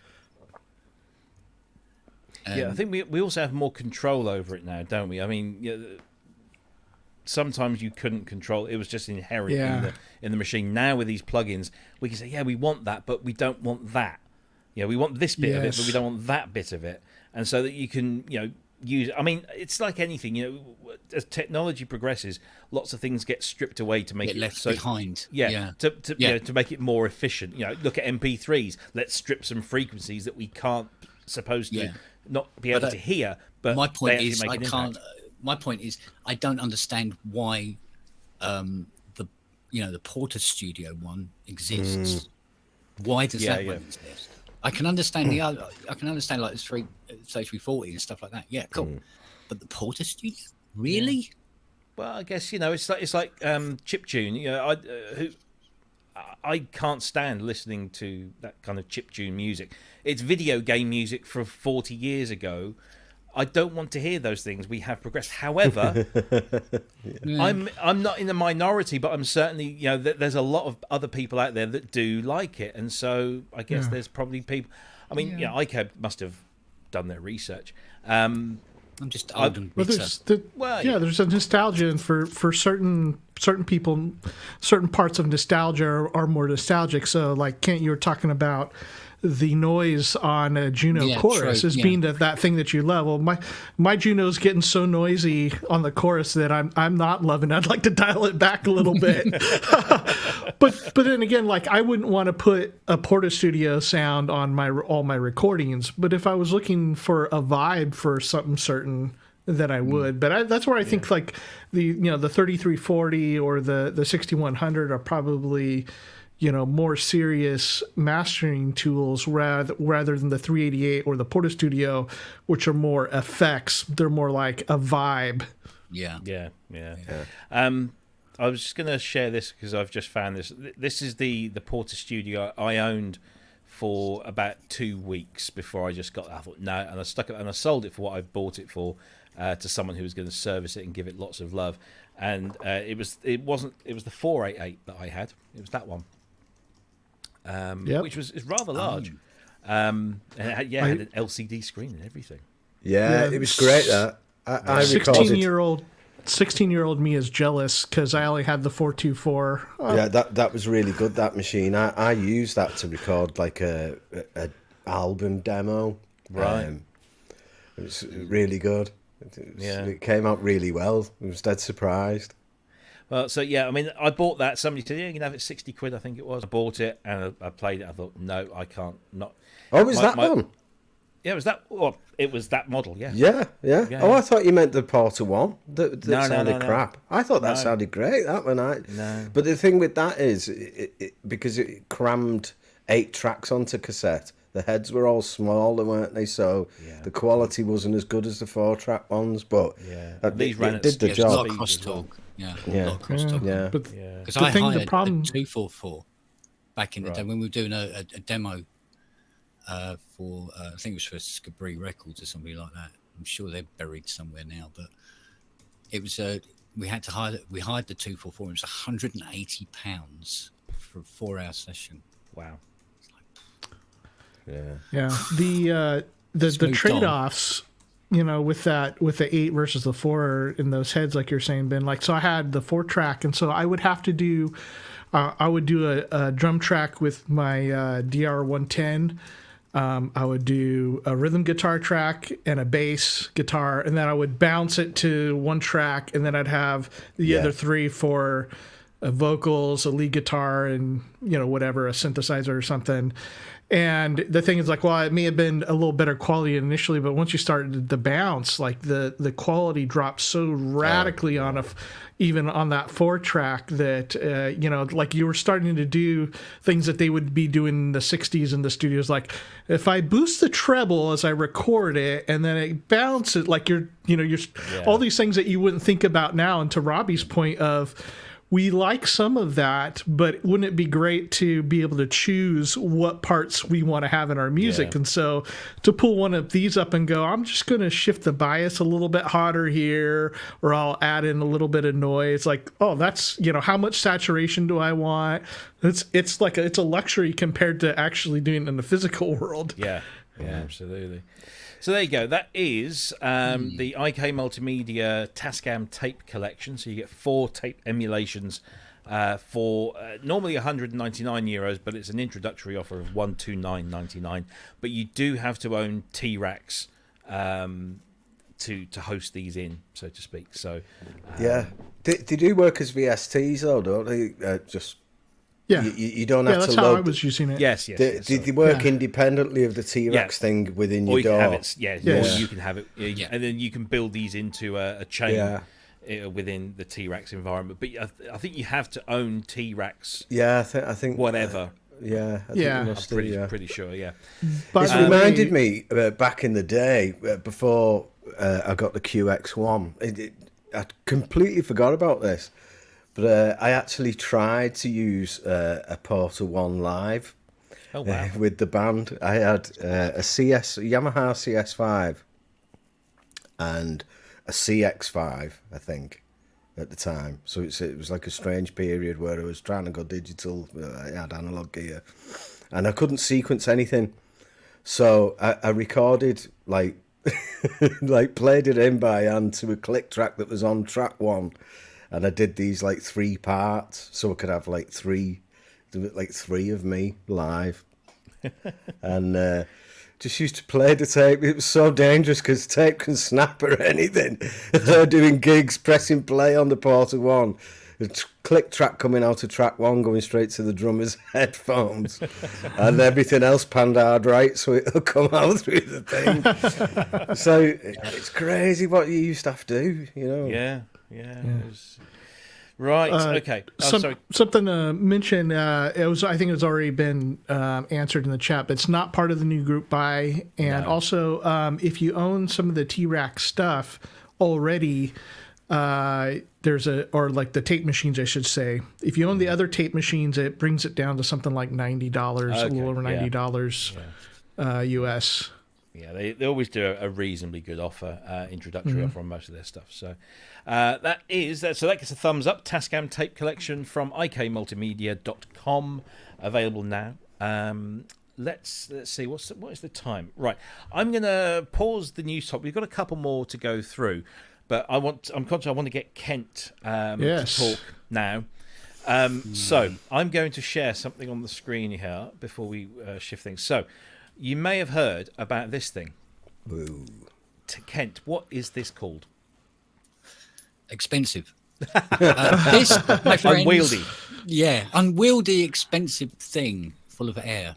No, this is the. I think this is the second gen version of the Anaglyph. Okay, so what's this one then? That's first gen. Okay, so that's your initial dream.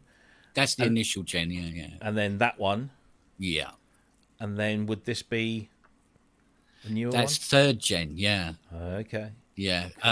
What I did is literally when I put it, because I had a private Facebook page for it, and I put it up and opened up for people, and people were very helpful coming forward with suggestions, which is the nicest way you could put that. And one of them was, oh, no, you should have the keyboards closer together and we should do this and you should do that. And I go, oh, okay. So I completely redesigned it to work that way around. And that seemed to get a better response. And so then we move on to this. Now, this is actual. This is real. This isn't a render. This is hardware of the front panel, yeah. So we've got that. And then we've also got that. Yes. Wow. That was the initial mock-up. With the panel, I had to hand drill these panels. Oh wow! And the legending on the panels is actually printed on an inkjet printer. Oh, yeah, and because it's for mock-up purposes. Yeah, of course, yeah. So it was basically the fully polyphonic aftertouch keyboard on the bottom. Been drooling all over it in the corner, and then the top one was a polyphonic and stroke monophonic keyboard as well. Right. Okay. So what we want to know is what is it exactly? I mean, in terms of specification, give us the lowdown of your dream. I think we'd have to write some of this down so I can remember.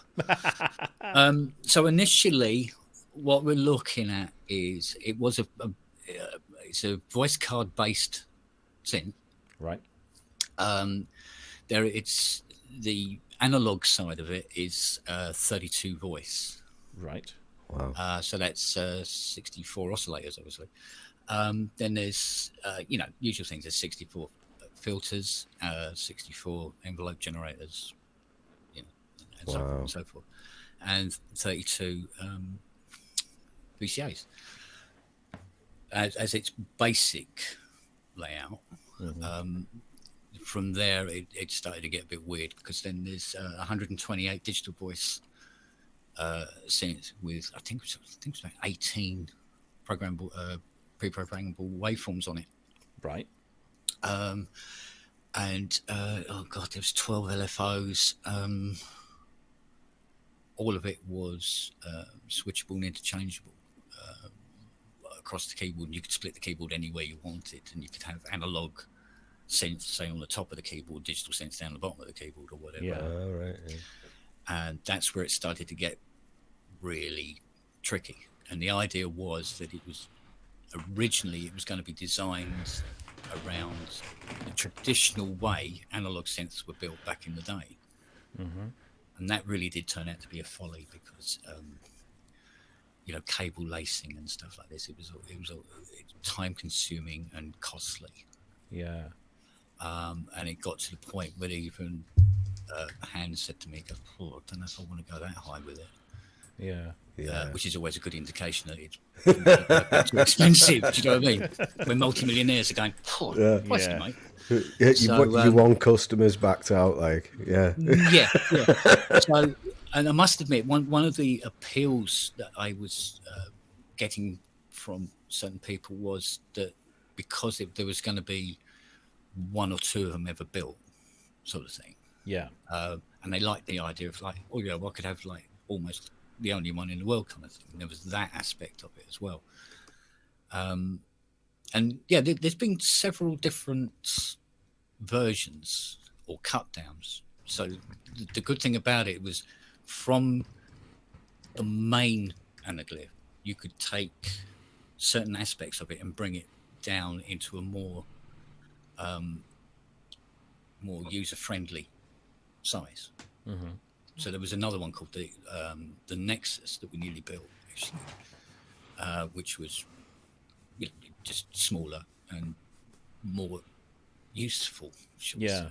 You could fit it into a studio, and but the big one just keeps coming back.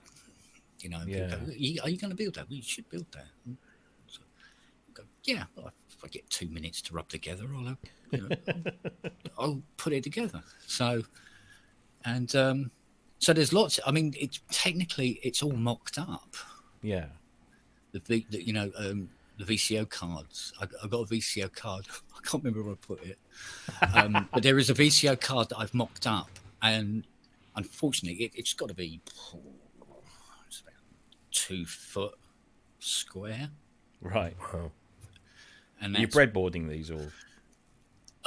No. No. I'm just cutting these out on my CNC machine. Okay. And doing isolation work on the boards. But it's actually now these days it's actually cheaper to just send the Gerber files and get a company to make them for you. Yeah. And which we were working at. But then since Fiona took up electronics, she's trying to do a degree in it at the moment, which is an ongoing thing. It'll take a couple of years, obviously. And so we ordered this machine that paints circuit boards. Okay. For surface mount technology. Mm-hmm. So now the voice card is this big.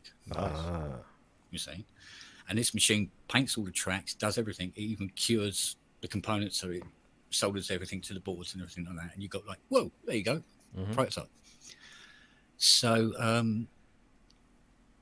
so that's on order. That should be here soon. But like everything else, it will sit in the workshop and wait until I have time to build. So, but yes, the analog side is extremely CS80 sounding. Yeah. Have you ever thought about doing a version of this in software, or having a version of this in software, just to kind of like prove the concept before you put all the effort into making a hardware version? Because I imagine I'm no expert in this, but I'm sure that it's possible to kind of mock up something in software just to kind of get a feel for it. Yeah, I probably haven't spoken to the right people. I think that's probably what. There was a programmer guy that I knew who dabbled in doing, plugins and stuff like that. And he was actually looking for a job. Actually, with, I think I put him in touch with GeForce actually. And I said, right, this is the concept. What would it take to do that in software? And all I saw was the back of his head while he was screaming, running out of the house. Yeah, because it was like, No, that's a lot. That's a lot, Right, actually. Yeah.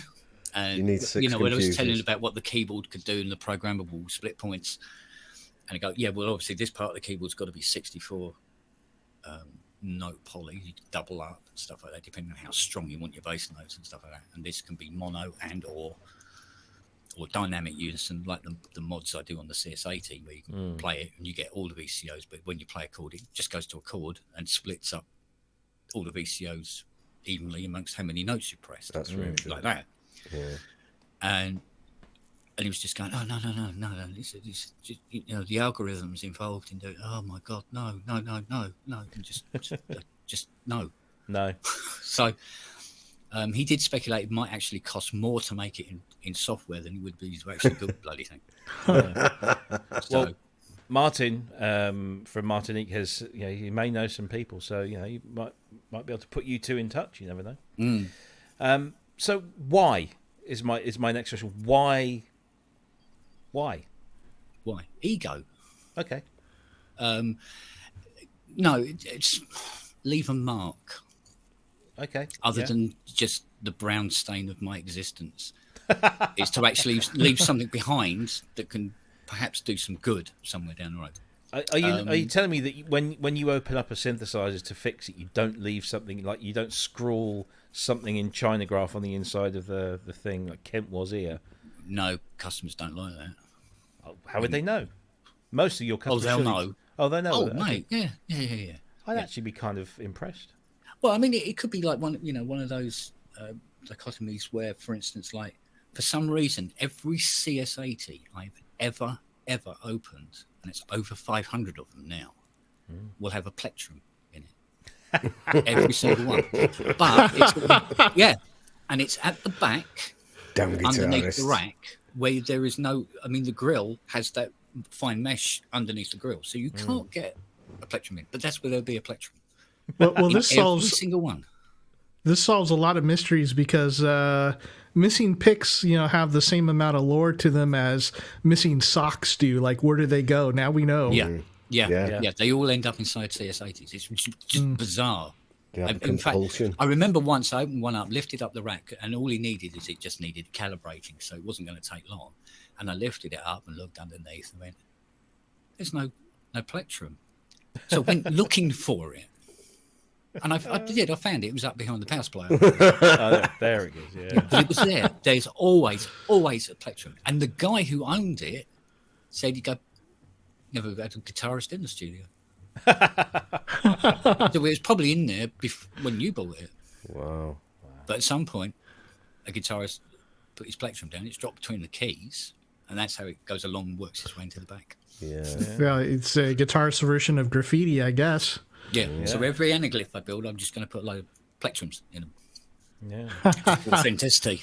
So extra authenticity. So Ben has pointed out my 3 questions. So far I've asked 2 of them.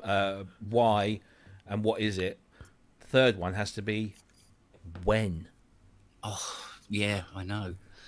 I must admit that every time I mention Anaglyph in this house, Fiona will be somewhere in the background making this face.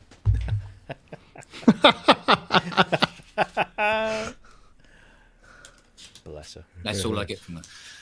And she says, "So when are you going to do it, Ken?" I go, "Well, yeah, well, I've got work to do. Yeah, when are you going to do it, Ken?" So soon. Not for good reasons. The reason I'm doing it soon is because we have literally, both of us, lost every member of our family in the last 2 years. Not a good thing, but the good thing is shitload of inheritance. So building something like this is not cheap. The R&D of her and actually making something. But there's a couple of things that I'm still tripping over.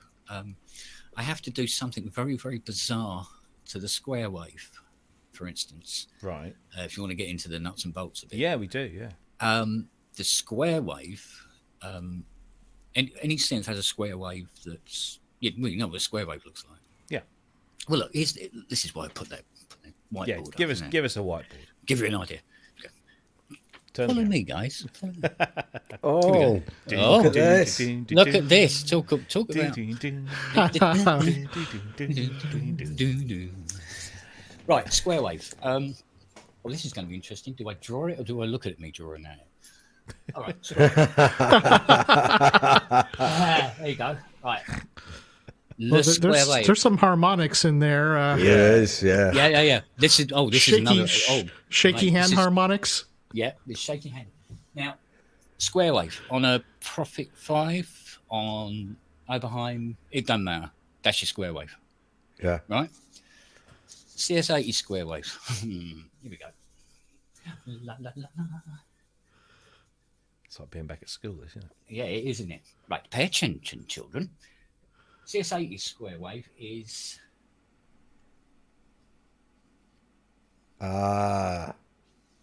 Right. It's kind of, you're getting no idea. So that's their square wave, right? Mm-hmm. Now, not content with it being like that, there's also movement up and down this way in its amplitude, and obviously the left and right in its pitch. Mm-hmm. And it wobbles. Which now I tried recreating this where I use a random generator to just randomly move this around between two parameters, and it still doesn't sound like a CS80 square wave. And this has been the tipping point. If I can get this right, then I get the perfect 80 emulation without it being an 80. Right. Mm-hmm. So, and like somebody pointed out to me the other day about there's a CS80 for sale for £90,000. Oh, how we laughed! And and it's the same with the sawtooth. It's the saw is if I'm trying to remember now, it's not straight up; it's slightly forward. Right. And then when it comes down, there's this, and then it goes down, and it's recreating that. It's actually a mistake, but it produces that characteristic that makes us sound like an 80, and that's basically what I've been focusing on. Right. Wow. Stuff like that. And how's it going? Yeah. I mean, the rest of it's pretty straightforward, actually. It's things like, for instance, the sine wave you don't put through the filters; it's just straight out. Okay. You don't filter sine wave at all. And that's why it gets its big grunt down the bottom end. Okay. So any of the like when Vangelis is doing a big strong note down the bottom, the sine obviously is turned up in the VCA section to bolster up everything else. Otherwise, it can sound a bit weedy, actually. To be honest, the 80 can sound very tinny if you program it that way. Yeah. And then, of course, obviously having two filters. One to do high, one to do low. And people said to me, well, why didn't you just put the one filter in that can do both? I said, well, the problem with that is it'll either go one way or the other. But if you have two filters, you can do both either way at the same time. Yeah. So a classic sound for that. The ocean sound in Equinox. Yep. So the high pass is going up as the low pass is going up, and it comes down, and then the other one follows. Right. And that's how you get that breathing sound. Mm-hmm. But when you apply that to various waveforms and stuff like that, it's nice, it's big, and you can have two separate different speed envelope generators running to balance things out. And you can really start mashing it up quite a lot. But it's going to need a hell of a computer just to, give you access to all this stuff and be able to mix it all up. But of course, as every day goes by, stuff comes out that doesn't make it special anymore. I mean, this tiny little box here, what that can do is like, should I bother? Or the Hydra, the complexity of the Hydra. You go, oh man, do I bother? I mean, it's an analog sounds. It's an analog monster. Yeah. If only there was a way of just bending them square waves in it. Yeah. And then you got it nailed. You got a CS80 emulator. It's interesting. The Moog 1 oscillators are new design and not very traditionally Moog. I mean, you get some traditional Moog sounds, but that was one of the things that kind of designed into it, is being able to change the wave angle and to sweep between waveforms. And so some of those shapes are possible with the oscillators, which is quite a fascinating thing and sometimes overlooked when people think about the Moog 1. But that's wagyu. Anyways. Well, it's funny you should mention that, because I think we all saw Simon Alexander's video that he put up of his factory calibration process on his Moog 1, which took 7 hours and 40 minutes to complete. And once it had completed, it didn't do everything. There was at least one voice that was still all over the shop, but there was one. Yeah, it was out by a lot as well, wasn't it? It wasn't like a bit. It wasn't just. Yeah, it was. Yeah, there was a big thing going on there. It's like the progression of the Oberheim auto tune. On the OBX, you pushed auto tune, and it basically went. Yeah, there's 8 voice cards there. That's it. That was it. I'm already in tune. What's up with you? Yeah, and then you get to the OB8 and it'll go through. I mean, everyone knows that I'm a digital person most of the time, but having had the Polybrute here for a while now, I'm really getting. I'm going to do a video on this shortly, and it's not going to be a demo so much as it is kind of a gathering of thoughts about someone who is traditionally digital using an analog synthesizer. And I must admit, it is occasionally, especially as the nights are getting colder, and I turn this on first thing in the morning, maybe over the weekend, and it tells me that it's cold. And do I need to do a calibration? I don't think that. I mean, it's awfully quaint that it says this is cold, so you do it, and it takes about 5 minutes or so to calibrate everything. But it never drops a note. It never goes out of tune. It's absolutely solid as a rock. It's just an amazing. Well, that was thing. the good thing about the CS80s. You didn't have to worry about that, because if it was cold, you just turned it on. And it wasn't cold anymore. And everybody was warm. Neither was anything else around it. Yeah. So the guitarist there doing his toast. So Kent, the name Anaglyph, Greek preposition Anaglyph. So in up to inscription, what does that all mean in terms of your synthesizer? Right. This is okay. Right. So I opened a dictionary and went, I'm calling it the Anaglyph. Because I didn't want to spend any time thinking about what to call it. Okay. So just have a name so I could just go, that thing? So I went with that, and everybody seemed to like it. But yeah, a lot of people said, "Oh, what's the hidden meaning behind that?" Yeah. Oh, the lore behind this one. Oh, I can't tell you, otherwise I have to kill you, and then leave it at that. The thing is, when you look at some of the names of synthesizers, like the Raven, why was the Quasi-MIDI Raven called the Raven? Why was the river called the river? Why was the river called the river? Yeah, it's sort of like, it's not even vaguely wet. I mean, crikey, a Fairlight is named after a bloody hydrofoil. Oh, is that where that comes from? Yeah, the hydrofoil that used to go across the bay in Sydney. I don't know about the river, but every river has its source, right? True. Yeah. And it's also got old bicycles in it, but I don't think there's any in the Synth. Waves as well. Yeah, true. So could we have a special edition of this called the Anaglyph that will be as heavy as a more like monolith, actually. Yeah, just build it vertical. So look, are we going to get to see this thing working anytime soon? Anytime soon, probably not. The development of a synthesizer is a massive undertaking and a huge pain in the butt. If it's a mono, it's just as bad. But when it's a poly monster synth, and you're trying to get a lot of different aspects to work together cleanly, it'll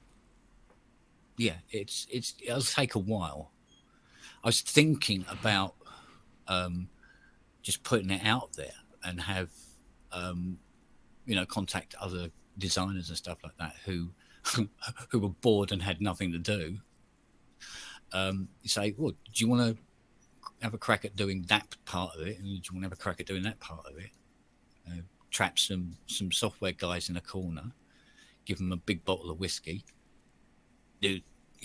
put some of that software together for us. So when you push buttons, crap happens in places and stuff like that. Because the interface board that I was designing, I was designing the interface board using Logic ICs, because I understand Logic ICs, where a sensible person would go, we'll put a computer there to sort that out, and fit it onto one board, and not, the size of a fairlight, just working out what knob and what button's being pushed and when. Yeah. So I kind of over-designed from my own knowledge, if you see what I mean. Because at the same time, I was trying to build a synth that you would really want to sit down in front of and just play, and you'd have to be physically dragged away from, right, to let somebody else have a go. Yeah. Because there's not been that many machines over the decades that have had that effect on people. Not that many. I know the 80, when it was first brought out and people were trying them out. I mean, it was literally a crowbar in the bastards off it so somebody else to have a go. It doesn't happen very often. No. You're right about the CS80. That did have that effect. I remember I was in the studio back in the 80s, and it was the first time I'd ever encountered a CS80. It was Dave Knowles' machine, and he was producing the session for us. And we had like a residential at the studio because we got it cheaper, like booking like 2 weeks in there. So like one night when everybody had fell asleep, me and Gary Linden decided to do an all-night recording on our own. And I got nothing done because I was just messing with the CS80 all the time. It was just the most incredible sound in the studio environment as well, where it had all been pre-configured and, the gains were all set up right and everything. It was just go in there and make some music. It's going to sound like a record, like when you finished. And we had the best time, and the CS80 was essential to that. And then when we went out live, we used a CS80 as well, which was an absolute nightmare. But it was always, it felt like a real instrument. It wasn't like it didn't feel like this has come off an assembly line. There's some Korg on into this, and you're lucky to be having a go of it. Yeah. That's I mean, how it felt. when you consider somebody like Vangelis will do 7, 8, 9 albums and an entire film score based around just one keyboard. Yeah. All right. There was a bit of Selena here. Well, I think it was it Selena, or was it a? Don't know. Might have been the Mk.II puppy. It's gone. A little bit of System 100 and stuff like that, but mostly CSA. I mean, it hasn't occurred very often. No. Where somebody uses a single machine like that. Dominic. Yeah. That's right. Great Just where I was going. Would it be possible to build it in bits, like for Euro Rack or Modular or something, so that you could kind of refine those bits and then eventually build it up into the full thing? Yes and no, because if you made a single oscillator of it, I can see how it would be. They could be quite useful from that point of view. In terms of it being useful to the Anaglyph coming about, doesn't really equate, because the way the oscillator would be accessed by the rest of the Anaglyph, you'd have like 700 bloody jack sockets on the front of it, if you see what I mean. Well, so, no, I think perhaps what he was asking, I hope this is correct, Dominic, but like to develop the boards and things like that in a modular form first, so that you know you're going through the process of building something in the physical hardware, making money off of it at the same time, so it's feeding money into the bigger development project. Yeah. Like a lot of times companies will do this. They'll market little parts of a thing first, see how it goes, fine tune. Not to use a single parts as part of the Anaglyph, but later. I know. Yeah, I see what you mean. You see, but I'd have to give up the job I've got to do that. Yeah. And there are times when I go, I'm so done with this repairing old crap. I'm getting covered in spiders and dust and stuff like that. and you know, I mean, somebody asked me, goes, "Oh, what do you do for a living?" I go, "Oh, I remove dead skin." And that's literally what I spend most of my time. Yeah, that's what I spend most of my time doing, is cleaning dead skin off knobs and stuff like that, which sounds even worse, really. Didn't sound too good, that one. No, it sounds like the guy before the fluffer. And you know what I mean? So if I gave up repairing, then there would be time for me to develop these things and then release them as modules. And in the meantime, work at that. So at least there are working parts of the Anaglyph, but it would then delay the final thing, because you having to support a company now that makes modules. Yeah.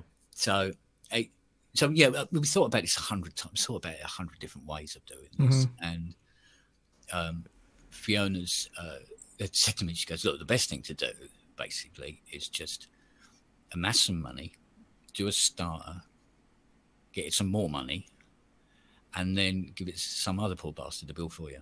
That's the best thing to do." And she's probably right. See, if I had less wrinkles, I'd probably get. So, like, it's all very well doing the R&D, but when it actually comes down to doing the whole, right, now we've got to make this work, and then the whole. I mean, I probably wouldn't have to go through all the marketing side of it, because it would just be like, look, this, it speaks for itself, kind of thing. Yeah. Whereas somebody like Adam, for instance, with his synths, because it's going into a market that already has a lot of different companies doing very similar. It's a field that is full with different people doing something similar in some way or other, and so there's competition there, and you've got to work around that. Whereas this thing is just so bleeding out there. So it's not selling Ford Escorts. It's kind of Murcielagos instead. So it stands out by itself without having to do very much. Yeah. You've talked about the analog section of it being, very inspired by the CS80. What about the digital? What part does that serve in the whole big picture? Right, the Robbie section of the synth is. You better call it that now. It is now. Yeah, we'll have Robbie written on the boards, mate. Fantastic. The Robbie boards. The digital side was very much, at least in the second reincarnation of it, was very much geared along the electric druid route of ICs, self-contained VCOs and VCFs and stuff like that. That were very much, 5-volt digital-driven technology, and that kind of work. And it was okay, but it wasn't special, if you see what I mean. And we were trying to make every aspect of it slightly special in some way, or some percentage, at least. And then started looking down the pure software route. So it was almost like a hardware plug-in to run the digital side. Okay. But that started to produce different problems as well, because we had to try and get a lot of this because we wanted control voltages running this bugger as well. And it's like, oh God, we're going to have problems here and screening problems there, and interface problems there. And we had to keep pulling back. So it's kind of more like it'd be probably more a chip-based digital synth, like I say, like the electric Druid series of chips. The LFOs have got like 32 waveforms on them and stuff like that. It's crazy stuff. And there'll be lots of them, and there'll be lots of blending and mixing going on with all that as well. So it's I'm trying to get the digital side to be complementary with the analog side. It's very easy to go, okay, right, let's do that analog, right, it sounds like that, and let's do the digital, and that sounds like that, and people have to try and make a mix. We're actually trying to get them to blend together like they were born together. So all the sound from both disciplines harmonize better. They really blend together, so it becomes one instrument rather than two. It sounds like two instruments running in the box. It just naturally sounds like one instrument.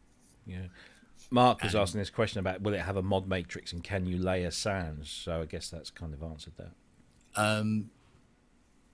Layering and stuff like that. I mean, this is where I got into a right old argument with Fiona about this one, because she was saying it would be nice if you could use your iPad or your phone and Bluetooth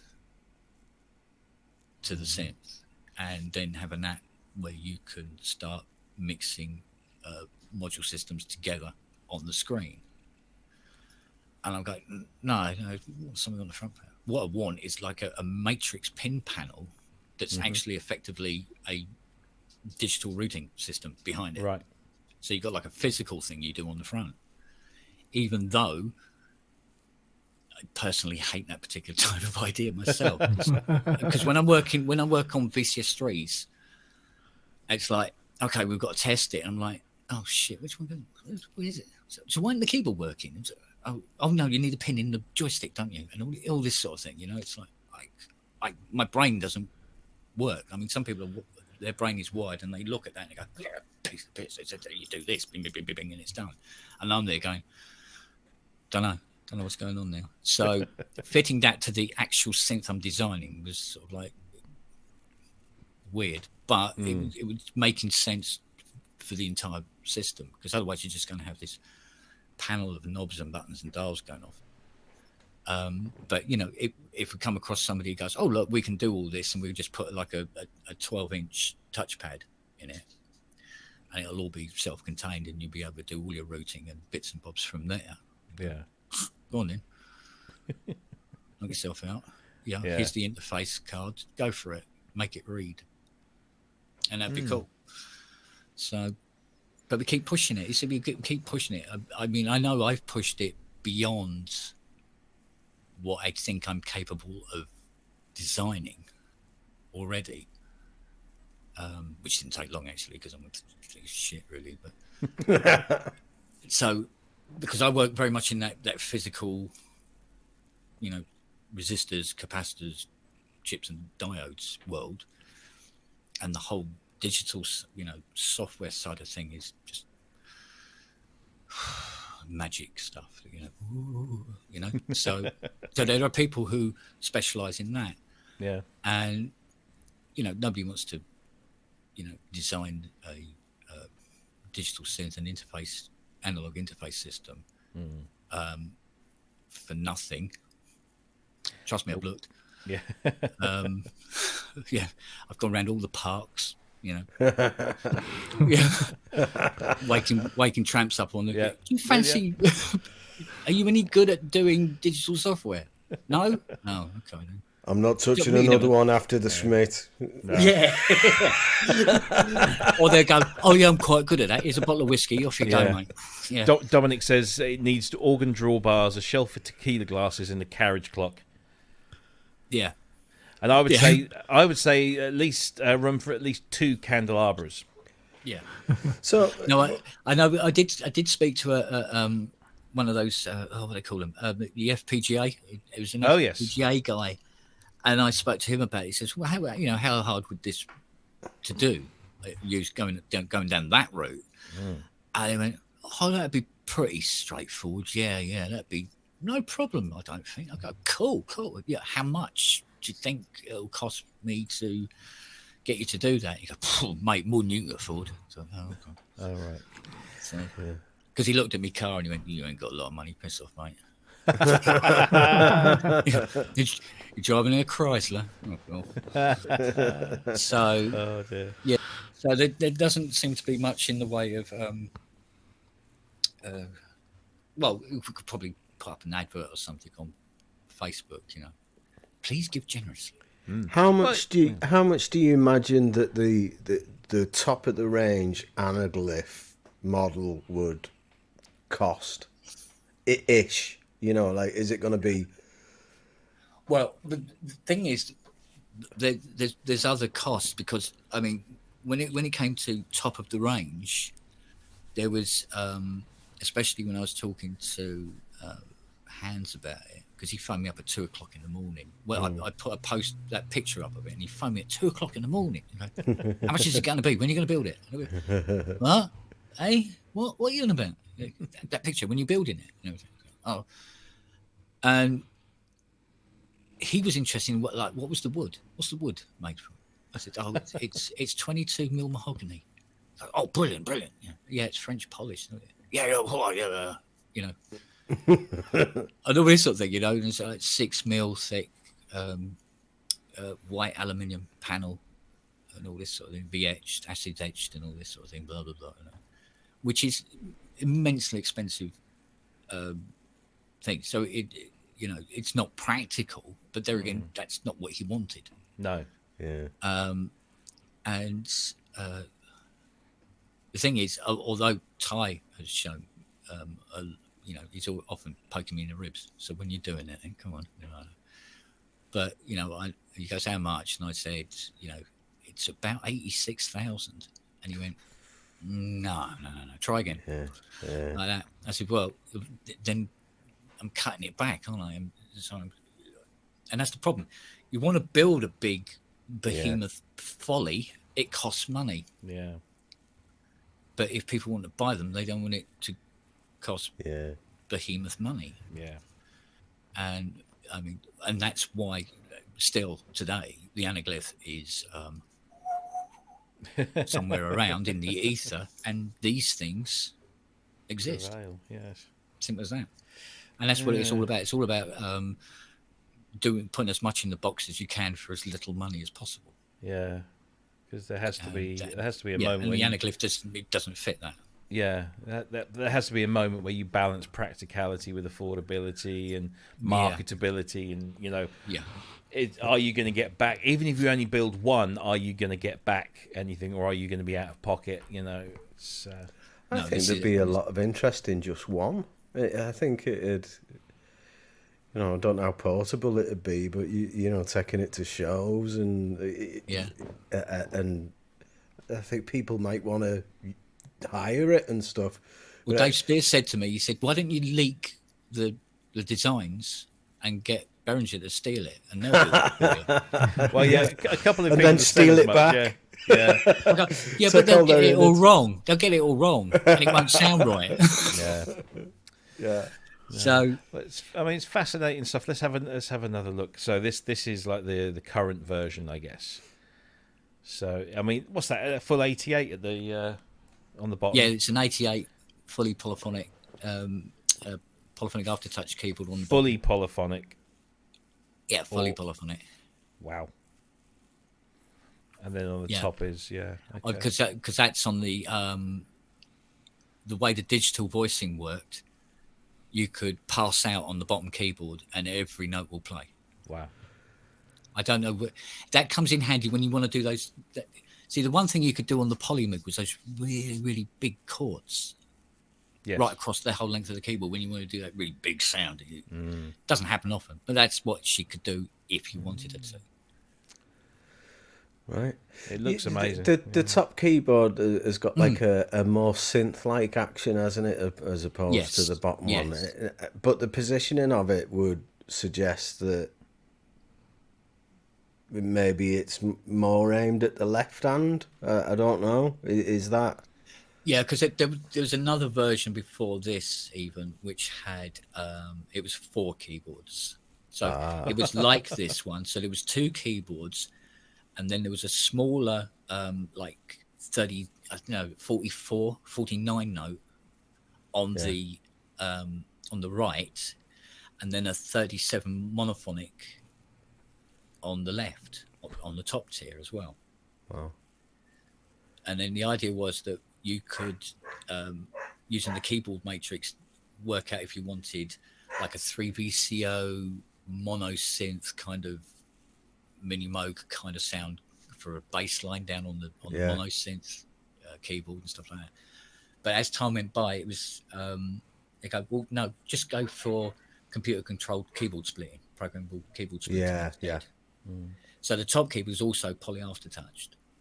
Right. And the problem with that was I had to wait for ASM to do it before I could make that a viable thing to do. Yeah. I mean, I was looking at the design there. So this one, where you've got this, almost looks like this could be 2 instruments, 2 separate instruments. So you have this top one and then this second one. And I was just wondering, because in this later design, that's not the case. It's still 2 things, but now you've got both keyboards on this lower unit. And I was just wondering, whether these could be 2 separate instruments, and to get the full Anaglyph experience, maybe call this the bottom keyboard the Ana and the top piece the Glyph, and then to get the full experience, you buy the 2 instruments and put them together. Because you could either stand them on top of each other like that, or you can take the top one off and have like an L shape. Right. Yeah. So then you got 2 different playing positions from that. Yeah. And then, but of course, that one, which had the breakouts on the front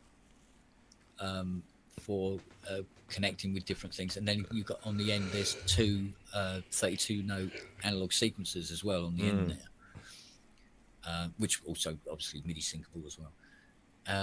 So basically, that panel was going to be, if you look at it from the front up close, it's actually the CS80 controls.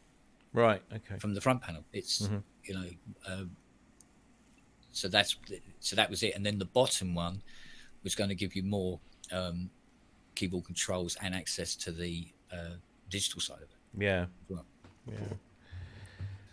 I mean, it's fascinating stuff, and I really hope you pull it off, mate. I really do. Even just so you can just say, "I've done that." I just want to hear it. I want to hear. Yeah, but then there is, once it's done, we want to see what it can do. But I really, really hope that you can realize this. I mean, it must be, it's an amazing dream to have, I guess. I mean, I must admit that a lot of technology, I mean, since I initially designed, which was, I don't know how many years ago now, technology has caught up fantastically with it. And what was kind of making it special is now available. Yeah. And in sub £1,000 machines. Yeah. So the realization of it, it's getting further away. And what I've subconsciously been doing is, like, instead of going, this is done now, you should probably walk away from this. What I've been doing is pushing it more so I can keep it ahead of what has been coming out. So it tries to make it remain special. But what I actually think is happening is, in trying to make it more special, it has become more stupid. Just straight up, it's become more, oh, come on, mate, no. Oh, no, we'll put another 64 VCOs in there. Really? Why? Why will you stop? And it's that kind of thing. Yeah. So, but, as you touched on earlier, which has been considered more and more seriously each time it comes up, is to pull right back to the other end, recreate the the VCO of the CS80, recreate the VCO, the filter, and make them modules. Right. And then, which is much easier to manufacture and put out if people want them. And if they buy enough of them, they can make a CS80. Once all the other aspects of it are put together, and then control it from the Hydra synth. You've got the poly aftertouch and everything like that. And it's like, hey, there you go. Yeah. And it's a much easier way, and then everybody else can have a crack at owning a CS80. Because the only reason I see CS80s is because I'm one of the few people on the planet that can restore them. So, and that's the only reason. Otherwise, it'd be another poster I'm staring at in my bedroom, going, "Oh, one day." Yeah, one day. You know what I mean? So, and there's a lot to the CS80 that gets overlooked in terms of what it is as an instrument, because it's very much an experience that you have with the machine. Most, well, nearly all keyboards I play or have played is very much, oh yeah, that's nice, that's a nice sound and stuff like that, and you're playing it. But when you play the 80, it's like, it's weird. It's like becomes part of you. Yeah, it's got that, that. It's weird. Yeah, it's not quite sexual, unfortunately, but it's very But you know what I mean? There's almost like a symbiotic relationship occurs if you stop thinking about what you're doing and you just play, and it's very much because you're playing it. Yes. As opposed to note on, note off. Yeah. So Yamaha have a knack of building synthesizers that really become an extension of the player. In terms of expressivity, I always wondered, is that actually a word? I must look it up one day. But in terms of, it is now anyway. Yeah, I've said it. Yeah. But yeah, I mean, you look at the CS80 and that level of expression that you have in there with the poly aftertouch and the ribbon controller and everything else. And then you look at DX1s, even a DX7 had a degree of expression that had previously only been available at that kind of that top level. You now had huge amounts of large amounts of polyphony. You had aftertouch and I look at the polybrute and I see ribbons and that Morphe controller and it really, they draw you in, and like you say, it makes you feel at one with the instrument. And I don't imagine, I'm not suggesting for a second that a polybrute or a DX7 is on the same level as a CS80, but Yamaha certainly over the years have always seemed to make instruments that do try and draw you in as a performer. Like it's like a relationship you get when you play piano. A really nice, beautifully tuned, beautiful piano. You sit down in front and you play Claire de Lune or whatever on it, and there's this relationship that builds between you and the instrument. And I get that from the 80. I mean, not everybody's going to get it from the 80, but not everyone can play one. They haven't got access to one. Well, exactly. So, I mean, I've chased many different machines that I thought would produce at least some kind of similar experience, like with the Roland, and it didn't. It instead of having it was just. It's still today when I use the Roland, it really does feel like you're just sort of like trying to fit sex toys into a box that's too small for it. It's just moving silicon rubber around a lot. It's like this kind of thing. So I'm looking forward to the Osmos. Yes. Indeed. Even though they told me that I can't even pre-order one. So, yes. No, go away.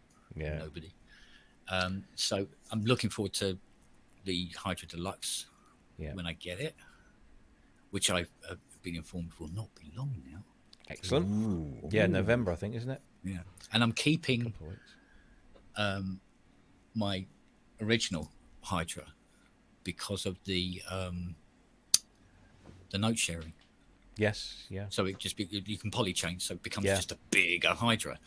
I'm going, I'll have some of that, thank you. Because that's about the nearest thing to the experience that I can get for an 80. To be honest. Yeah, absolutely. Except it just doesn't. It's not.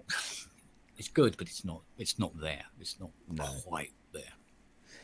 Yeah. Well, like I said, I really hope that this comes off at some point. And there's lots of people here. I mean, made suggestions about crowdfunding, and I'm sure that you're going to look into all the possible options. But I just I was always a bit sort of wary of crowdfunding. It's a really good idea until you actually try to do it yourself, and it's like, hang on a minute, people are going to throw loads of money at me, and I've got to come up with. Well, yes, but also said products. You put something in there that says, this is something. This is an idea that I think will work, and if it doesn't work, you'll get your money back. I mean, there are mechanisms in place. These things don't always work out, and the other good thing is that there's a lot of people. I guess maybe even some in the chat room today, but people watching this that will know the ins and outs. I mean, I had before, or when we came on air, I had at least an hour and a half talking to Mark yesterday about the intricacies of YouTube and making things work for us now that we've got our new status, and that was super helpful, and it's got me got the ball rolling. So similarly, there are people out there that probably know the ins and outs of crowdfunding quite well and could advise you accordingly and get something set up. And it might be that you can find different ways of doing. I mean, like Mr. Wiggly says, Patreon is a good idea. And funding just to keep people up to date in these things. Most of us here will never be able to afford to buy one of these things, mainly because there's probably only going to be one or two of these things, but they're going to be quite expensive. But the amount of enthusiasm that's in the chat room right now of people who just want to see this built, they want to experience the creation of it, then charge somebody $5 a month or whatever to get video updates or sound audio examples. There's so many ways nowadays of doing it. Because old Dave Spears said to me, he said, you take it up to something like Synthfest. Yeah. Like put it up there and let everybody have a crack on it. Exactly, yeah. I said, well, I'll put it on your stand. Oh, yeah.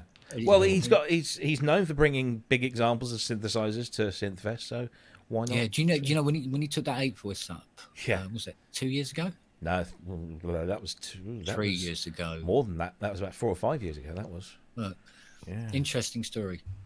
That 8 voice had no Tolex on it, and it was so it was completely naked, no hardware, and stems all over the house 2 days before that show. I was rushing so much to get that done, and it was really horrible because Daisy, my little dog at the time, she was the second to last one to go, and she had I'm not quite sure what was wrong. She wasn't very well, and I had to keep comforting her and bringing her and trying to Tolex this synth at the same time. And she had long fluffy hair, and there's loads of her hair underneath all that Tolex of his 8 voice now. Bless. We've got stuck to the side. I was like, oh God. Trying to get her off, so I had to snip it off. Don't know what it is. I always smell dog when I'm using dog. this. Wet dog. They keep scratching their eyes, got allergic to dog hair, and they go, why is it when I'm playing this 8 voice, my eyes itch? Graham in the chat room says, what about Tom at Analog Solutions with this Colossus? Now, that synth was his pipe dream. And I remember him saying to me, that he said, this is my folly. This is either going to make me, or it's either going to break me, or I'm just going to, maybe just, get even. Well, the interesting thing there is, I was making the polymath for Tom.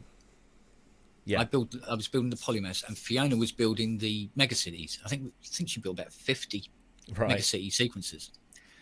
So I was talking to Tom all the time about it, and he said about building his Colossus and everything like that. And when I outlined the Anaglyph to him, he said, "You're mad, mate. That's just mental." Yeah, but no, but then don't. And he was already doing one himself. And he said, mine's just big. Yours is mad. Yours is just insane. Yeah, I suppose there's a reason for that. Yeah, if he says. But then Tom is one can short of a six-pack when it comes to these sort of things. I mean, there's some of the stuff that he's done. He did that Pet Shop Boys recreation video. So there's that classic Pet Shop Boys video from 1986 or 7 when they were on the Old Grey Whistle test, and they did Opportunities and Later Tonight live. They performed it live. They had 2 CMIs. They had a DX1, a DX7, an Emulator 2, a Technics PX1, and a DX7. Have I said that twice? Anyway, they had all of that. And they performed the whole lot live. And apparently, when that was broadcast, Tom was watching, and it blew his mind. And he wanted to recreate it. So he went out and bought all of that gear. He didn't own any of it. He went and bought 2 Fairlight CMIs, a DX1, a PX1, a DX7, an Emulator 2. He even bought about a dozen of those Sony Cube TV screens to put at the back and run the video on. And I said to him, are you buying these for a collection? He says, no, I'm just buying these to make this video, and then I'll just get rid.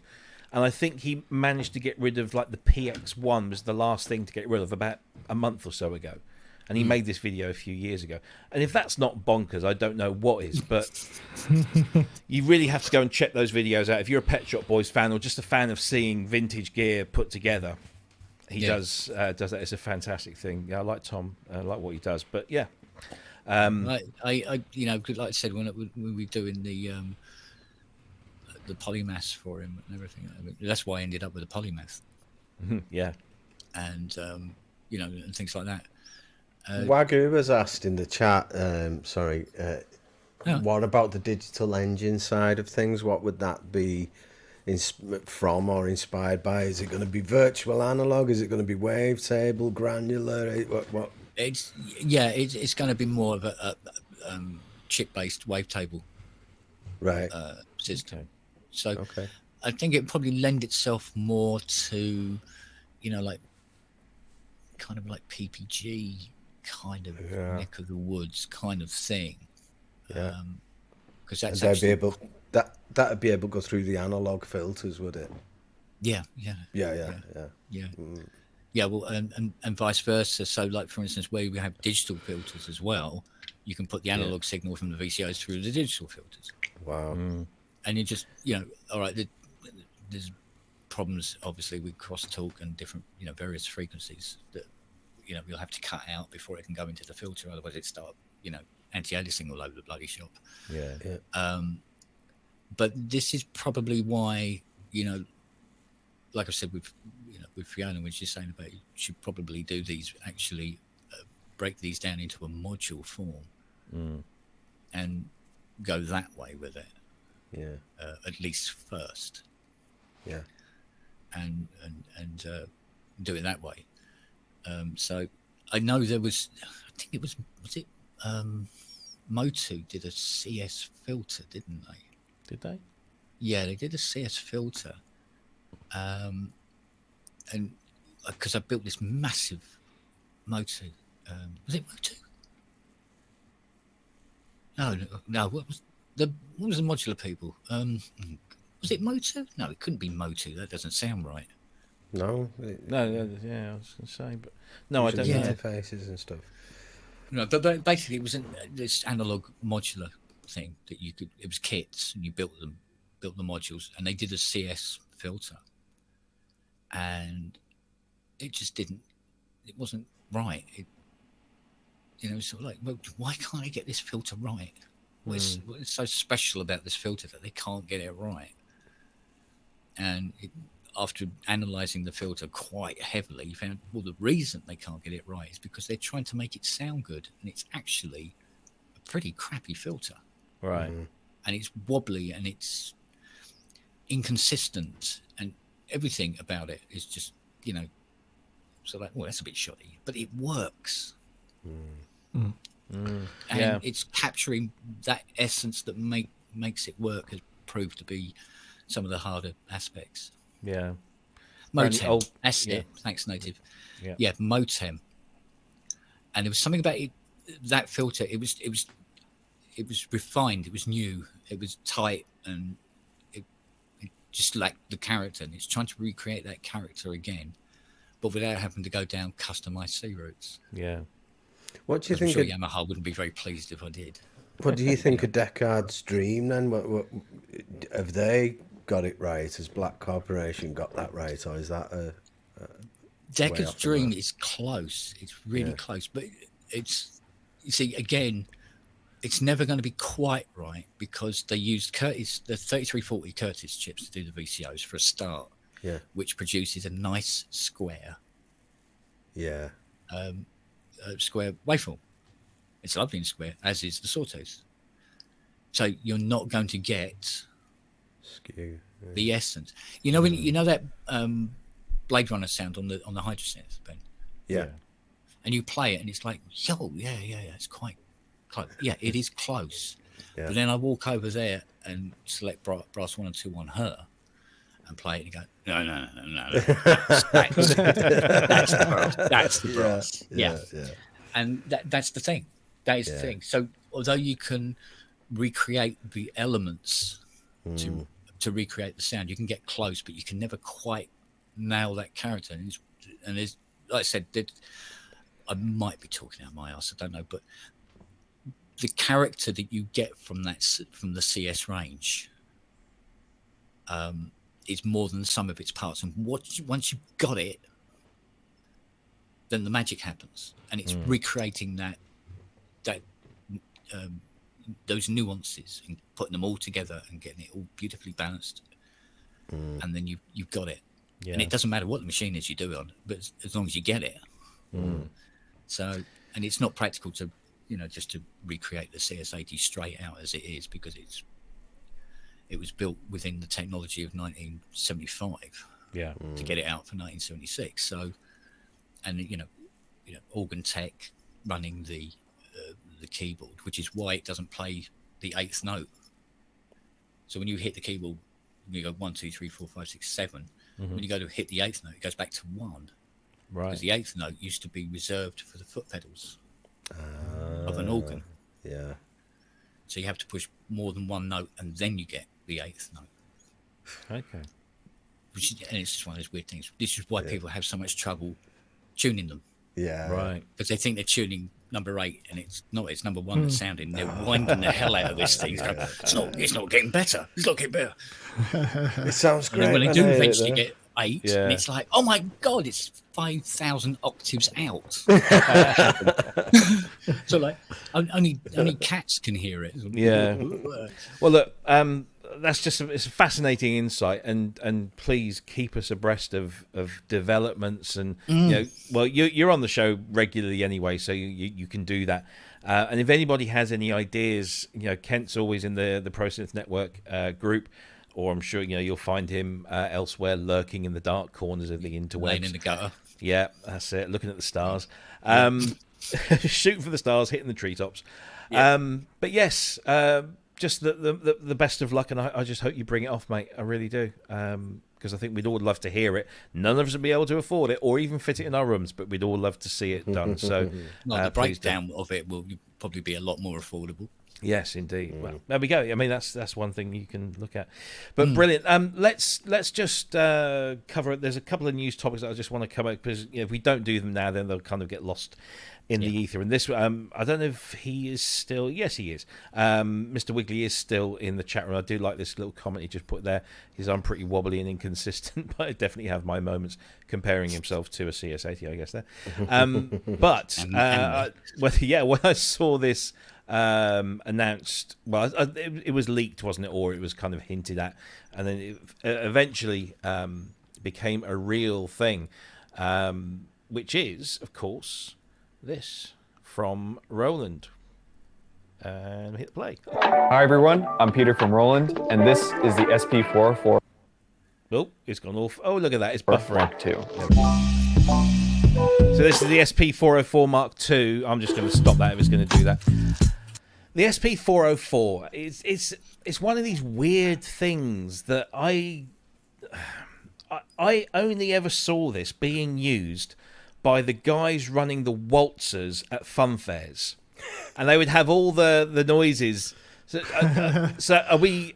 Do we all know what waltzers are? Yeah, yeah. So the fairground rides, and they'd have the horns going on, or there we go. And now, give me your places, please, and all these weird kind of shout, and they'd have it all on an SP404. And as I'm whizzing around like this, trying not to hurl, I could see them just doing it.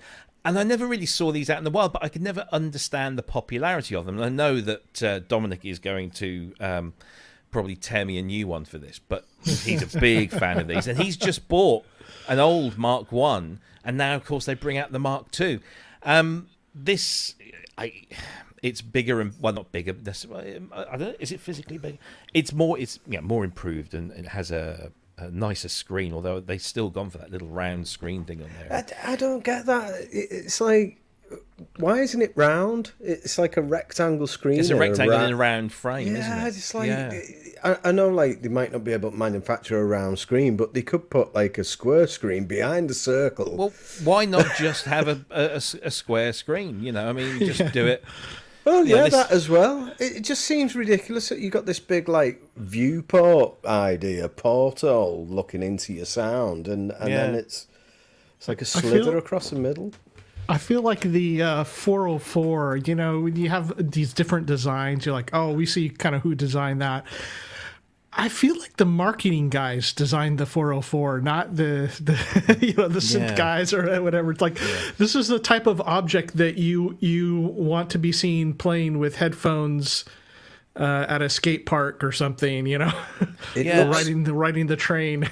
It looks to me as whoever was designing all the Roland stuff back in 1998 got his job back and came back and did this one as the big comeback product. Cause what this has always reminded me of visually, even the Mark I.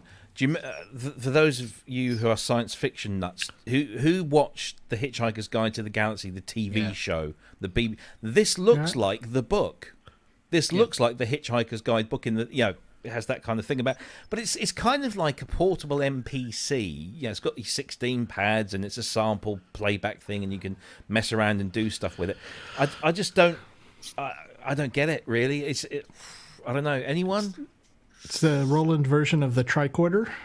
Yes. Yeah. I'd have to try one and see what the workflow's like on it, but I'm not overly impressed with that. No. I wouldn't be surprised if Dom does his taxes on it, and that's why he can afford so much gear. Because it does. It looks like a Scientific calculator, doesn't it? Yeah, it does. It really does look like a calculator, doesn't it? I'm not quite sure what I suppose it's a nice portable, like a MPC, isn't it? I suppose. Yeah, it does. It smacks of that kind of thing, and they call it a sample. What did they? I'm trying to see what they called it now. Creative sampler and effector. Again, that's a made-up word, isn't it? But it looks, it's. I don't know. He's got colourful knobs on his one. Is he at a skate park? Oh, no, I think that was the mall, outdoor mall. Okay. Yeah. It looks like damn hipsters. The growls of Ursha Minor. I mean, there's another funky one. There's the park. There's the park. We had to do the park. Yeah. There was this big thing, wasn't there, about the SP404s and skinning them, actually, putting new skins on them. And I think Dom found one, is it Russia, I think? You could, put a new front plate on it. So clearly Roland, I mean, we can see all these different shapes and colours here. They've latched onto that and probably made it a skinnable, customizable thing. But I'm just trying to find. There you go. Look, customizations. Yeah. I'm just trying to find the bloody specs of this thing. Here we go. There's a tab at the top. Why don't I go there? Have they announced the price on this yet? I haven't seen it. 32 That's always voice. A bad sign. Yeah, 32 voice polyphony. Over 2,500 samples and 2,500 patterns across 10 banks and 16 projects, all stored on internal storage. 16 gigabytes of internal storage. 25 seconds of skip back sampling, capturing the last moments of a performance. I mean, it looks very well spec for something that's very portable. It runs off an AC adapter, or can also be powered over USB. Has a Type-C port. Yay! That's one thing they've got right. The matey boy's online there. Ask him how much it is. Who's that? the bloke on the webpage. Oh, there he is. Yeah, he's online. No, I'll get into all sorts of trouble. Go on, ask $4.99 or £427. Okay, so at Thomann. So $500, $427 UK. That's not too bad, I suppose. Well, how much is the Machina compared to this? I don't know. Because this would be kind of in that ballpark, although I don't think this does as much as the Machina, right? I wouldn't have thought so. I'm speaking out of ignorance because I don't know anything about these boxes, really. No. It just seems an odd choice. I don't know. No, I can see the appeal of that. Can you? Yeah, I can see the appeal of it. It wouldn't be for me, but I can see people like enjoying that. You know, when they just want to do a quick bit of this, that, and the other, or whatever, waiting for Mrs. to come out of Sainsbury's. Yeah. Do you know what? I'm in the car park and giving it some. But can't you do something like all of this on an iPad? This is more dedicated, isn't it? When you do stuff, you know what it's like when you're doing stuff on an iPad. I mean, I was doing a demo on the iPad, and some bugger phoned me up on Skype right in the middle of it. You know, that's not going to happen. Nobody's going to phone you up on that. This is true.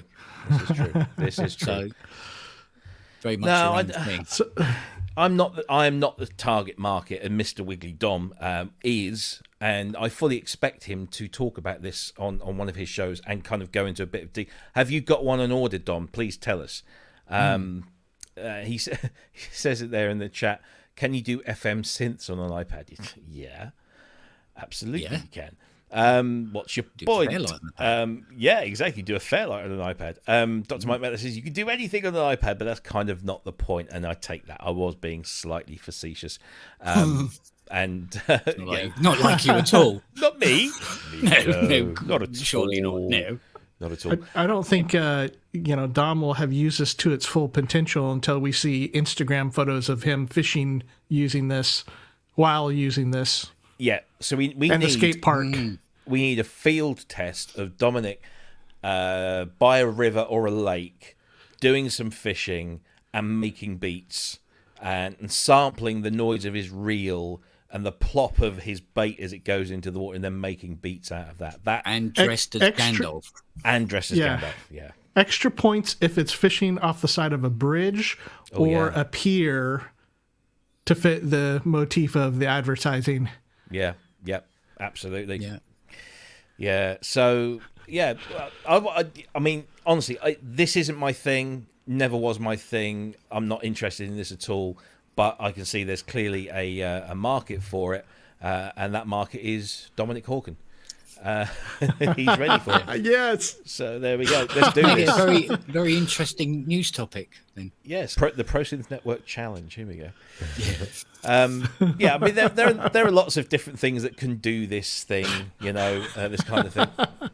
I think this is Roland's way of just revamping something that has lived on way beyond its lifetime. And again, they might not be chasing analog ghosts. They're certainly chasing sampling ones. Yeah, there's definitely a Roland exec somewhere who's gone, have you seen the MPCX? Yeah. Yeah. Yes. Classically Jewish Roland. Yeah. I Sing the Body Electric says, sampling the plop of his bait is a great show title. Yeah, we should. Oh dear, that sounds incredibly sampling rude. The plop of his bait. Yeah. It sounds nice when you say that. Plop of the bait. Well, see, that was actually a sample of Zaffin's comment, which was a sample of your comment, Rob. Oh, yeah. See, there you go, straight away. Mark, you can do a copyright claim on I Sing the Body Electric for sampling your comment. He sampled yours. Well, it's just never ending. It's a minefield. The lawyers will have a field day. So there you go. That's the SP404 Mark.II, which is out now. It's priced at around $499 or 400 and something pounds. And if it's your bag, as I'm sure it is, then fill your boots. Look forward to the plot. I want to get this one in as well because I actually had some fun with this one. So this is new from the guys at Sample Logic, and I'm sure there's lots of girls there as well. This is Empyreal, which is their new atmospheric kind of Insta plugin designer type thing. let's have a listen to this.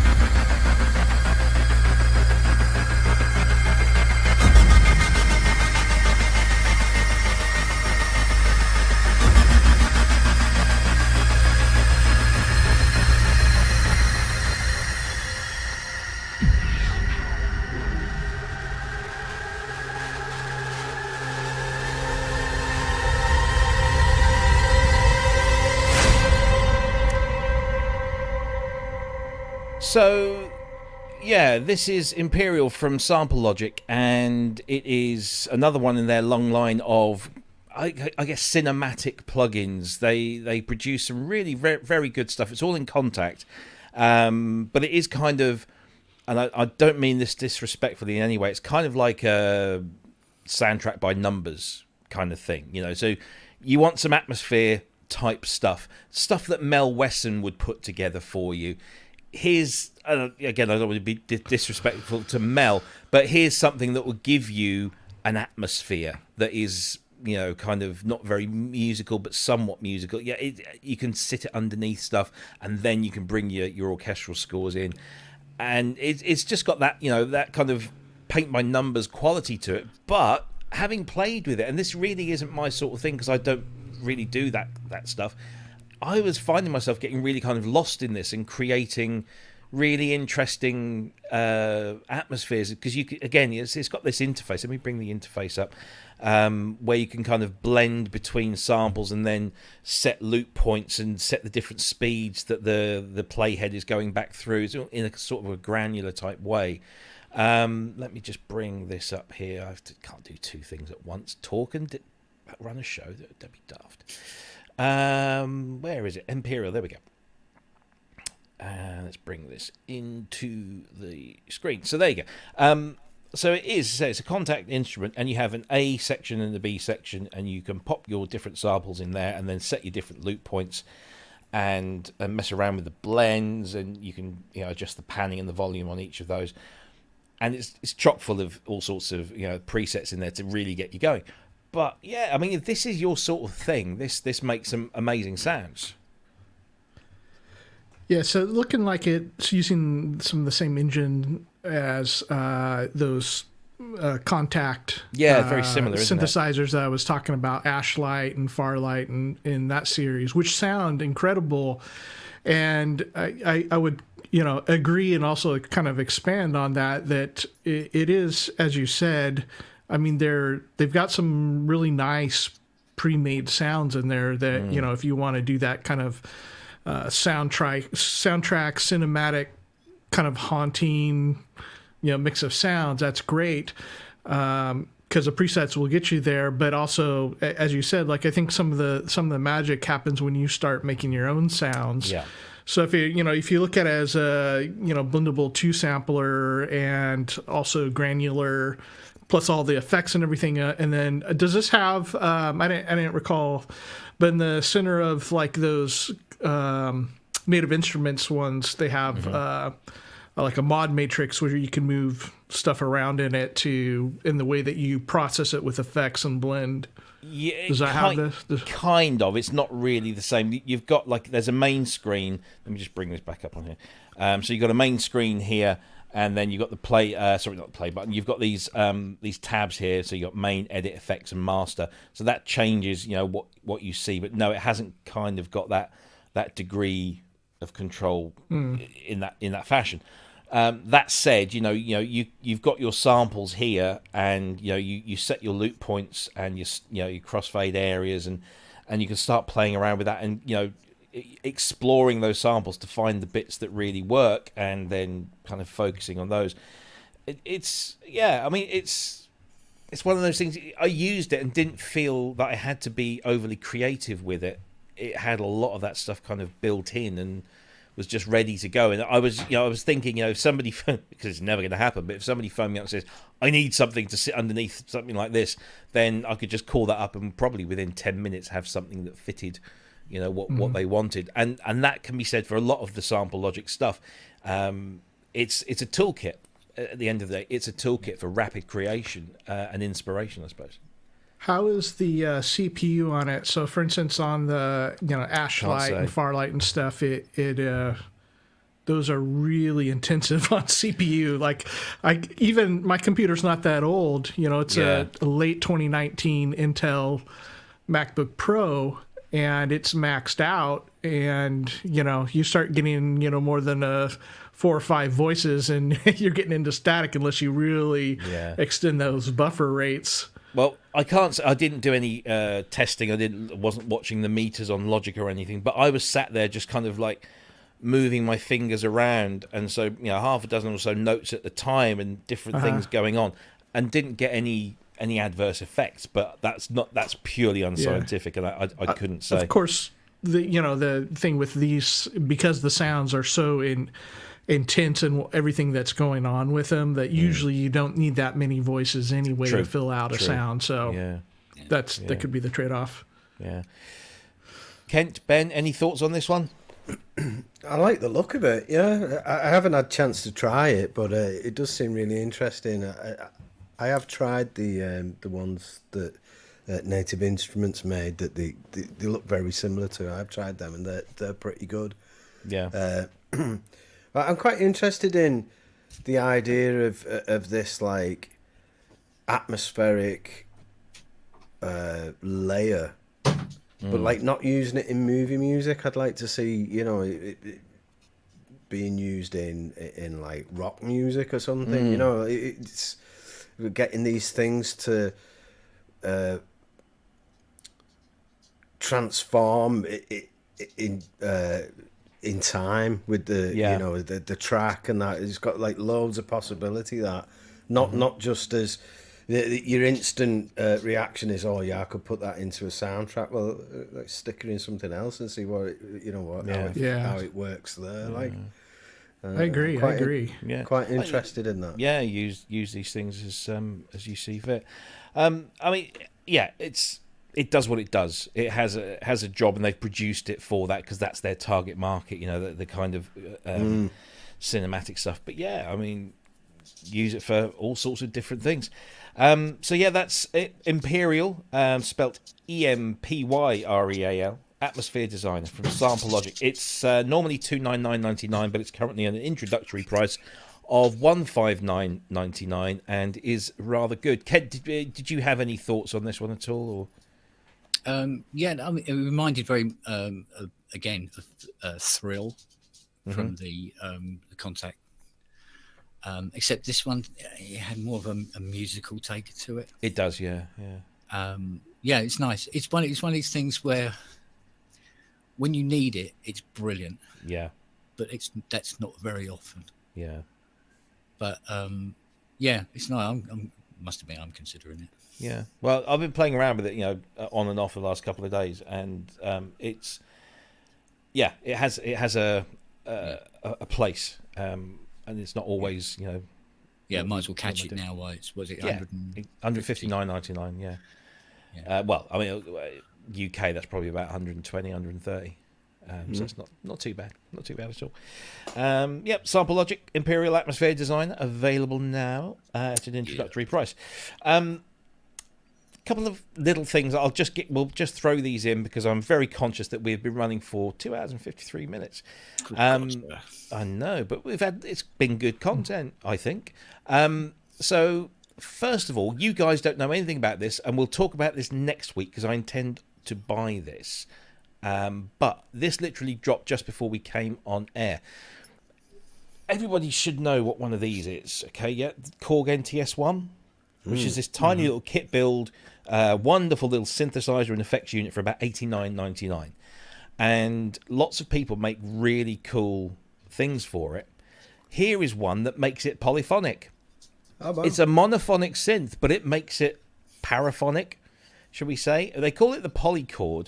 And apparently you can get 5 notes out of this. You can either play it so that you get like one, you can get a chord by like a single key chord type thing, or you can play normal chord structures. That's what they say. And let's just have a listen, because proof is in the pudding. And so I'm going to buy this over the weekend, and then maybe we can talk about it a bit more. But I just thought it was worth kind of mentioning, because it's a monophonic synthesizer that is now polyphonic. Let's do this here. So this is all the polychord.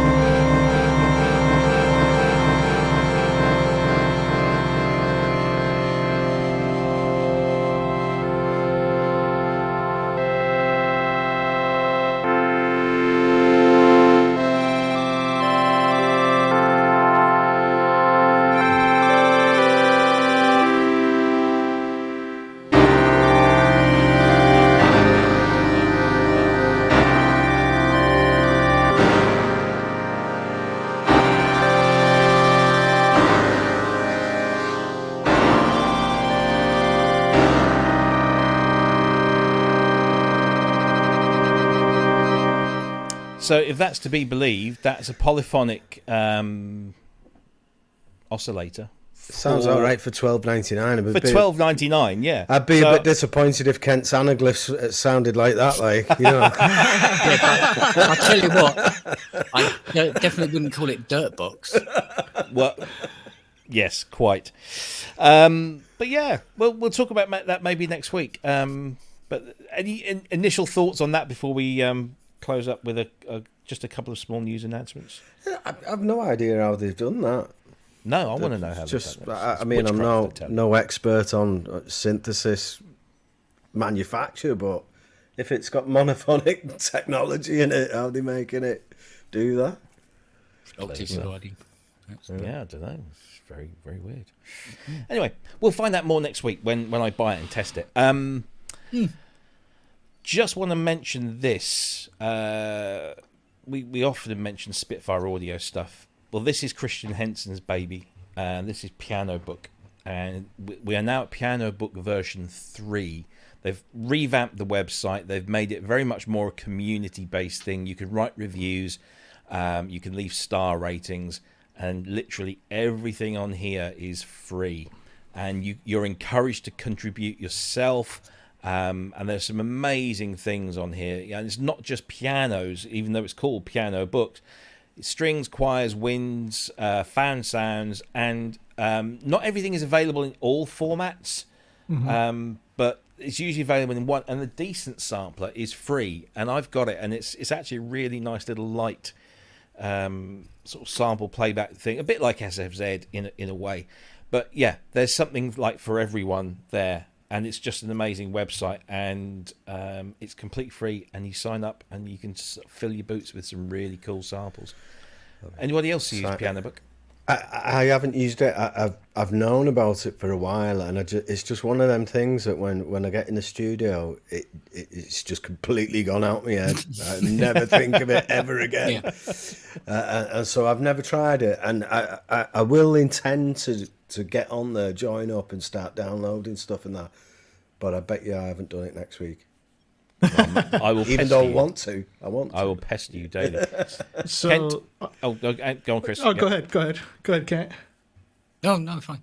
Go for it. So the intro of our show, the countdown music, features some of Pianobook, and it was the analog FM that Robert Native VS made with his yes, of course, 5U modular system. And so somewhere in there are those samples, and so some of the sounds that you hear on the countdown music at the beginning of the show are from that. And then the piano is, I believe I used the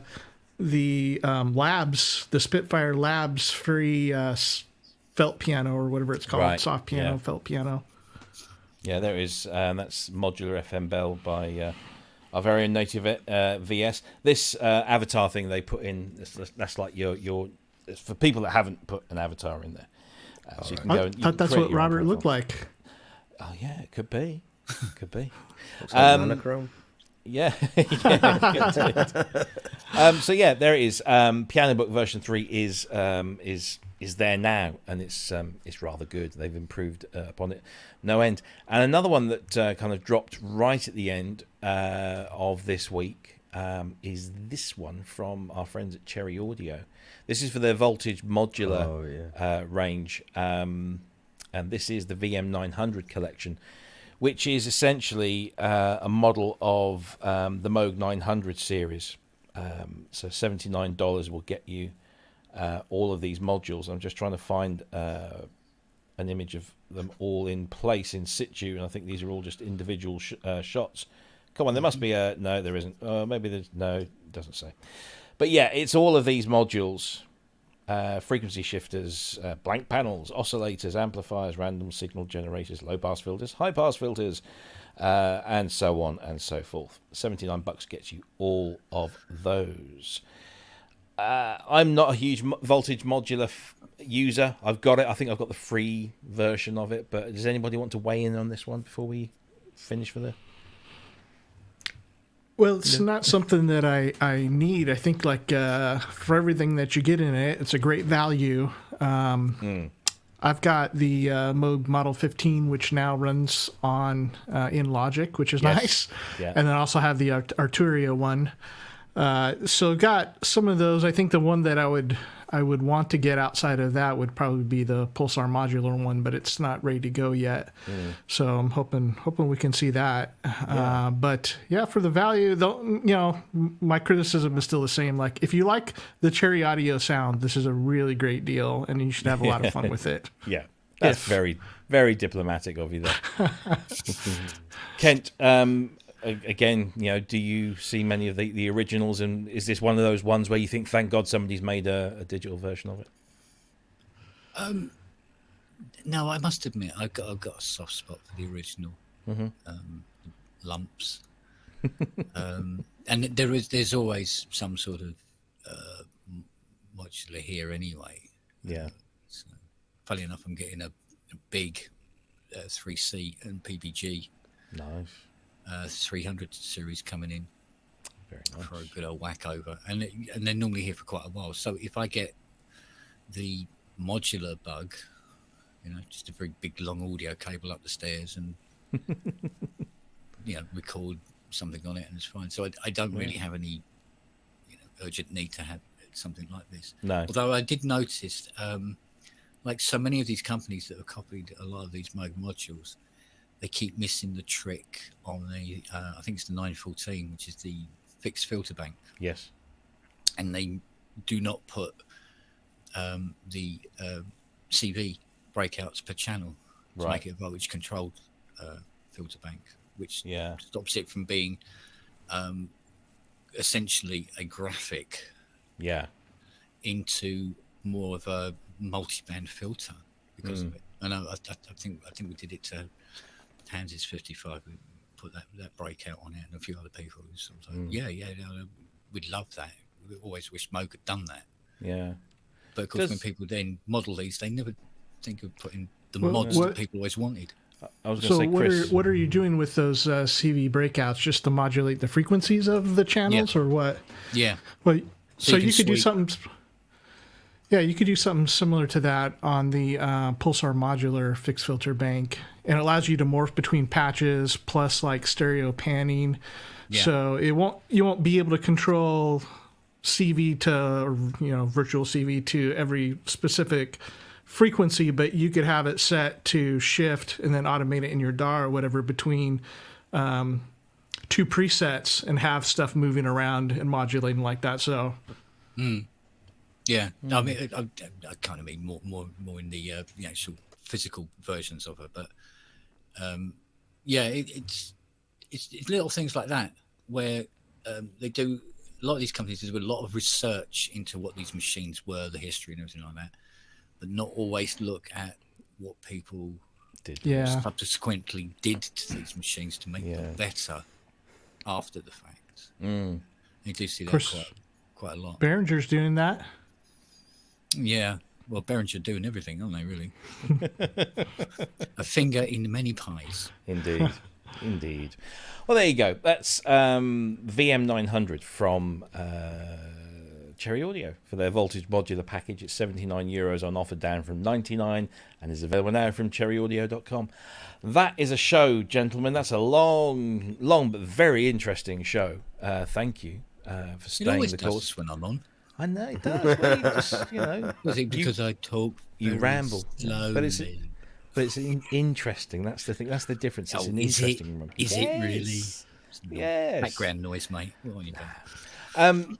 Kent, it's a pleasure as always. You miserable old bugger.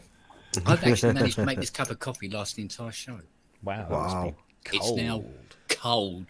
It's starting to turn. Yeah. Like my life. Indeed. Well, look, seriously, thank you for all the information about the Anaglyph. It's fascinated everybody in the chat room. I'm going to have to watch it back to go through that all. But never seen so many people asleep in one place. Oh, shut up! Shut up, you self-effacing old git. We're gonna have to rename him Marvin the Paranoid Android. Yes. Yeah. Brain the size of a planet. Yes. But look, thank you as always. You'll be coming back on the show in a month's time, if not before. No, actually, you won't be coming on before, because let me just grab who's this. Next? Who's next? Let's play a game of who's next. See, I've done that, and I've now lost my screen. So let's do that. There we go. Right. So let's go through the list of who's up next. Who's on first? We've had this problem with our notes just recently, and things keep disappearing, so I'm hoping that I've got the right list here. Next week, and we couldn't have timed this better at all. Next week, we're going to be joined by Axel Hartmann, who has just been revealed as the designer for the Rhodes Mark-VIII, which is imminent any day now. So Axel did the whole interface design of the Rhodes Mark-VIII, and of course he's done interface designs for like almost every manufacturer out there. He's done some incredible work, and so we're going to be learning hopefully more about his history and what he's done, and of course about the Rhodes Mark-VIII as well, and what was hopefully he can talk about it. We don't know yet. So we've got him, and then we're going to be joined once again by Mick McNeil, formerly of Simple Minds. Of course, we had him on the show many moons ago. We've got him back on, so if you have any kind of Simple Minds related questions, or questions about what Mick is up to these days, save them up for October 29th. And then on Bonfire Night, this will be a fun night, because we have a lot of fireworks around here. We've got Tim Dorney of Republica. We actually did a Republica version. Look, see, we've got a Republica version there and a Badger version.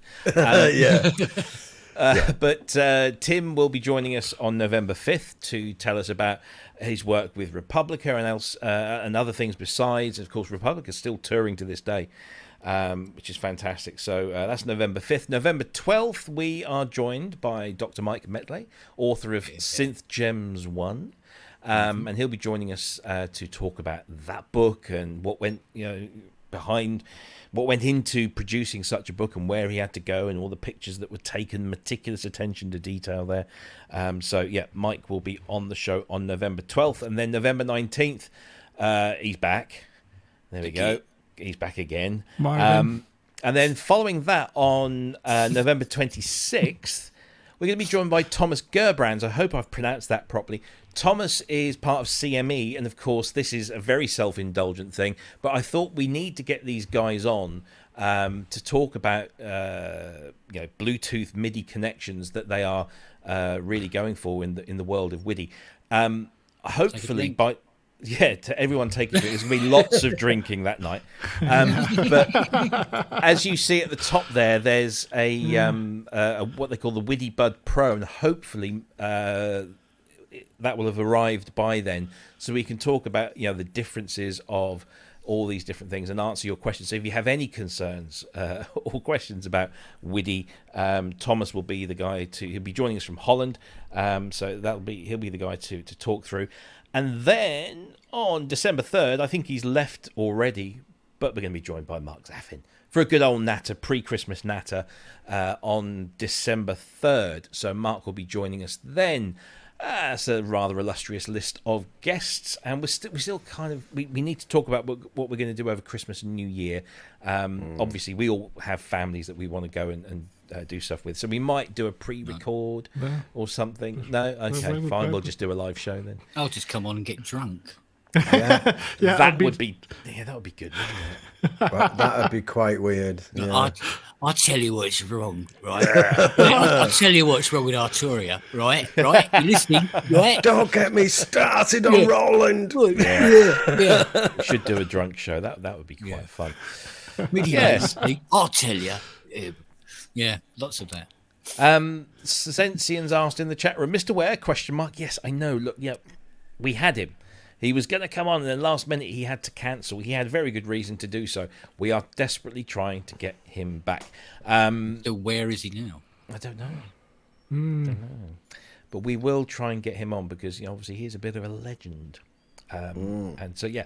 And if you have any suggestions or if you have any contacts, by all means, let us know. I mean, Brett Lemmings has suggested Alan Wilder. I mean, I'd love to get Alan Wilder on. I'd love to get Vince Clarke on. That would be fun. Get them on the show together. Interesting. But yes, that would be fun. There you go. First, also, can I just once again say a massive, massive thank you to everyone that subscribed to the channel and took us over the 1,000 mark, and to everyone that has taken advantage of our new status and has donated via the super chat. We had just a glut of donations coming through. Yes, thank you. That was awesome. Just mind-blowing that you all did that. So thank you very much. You can now donate to keep the channel going just there.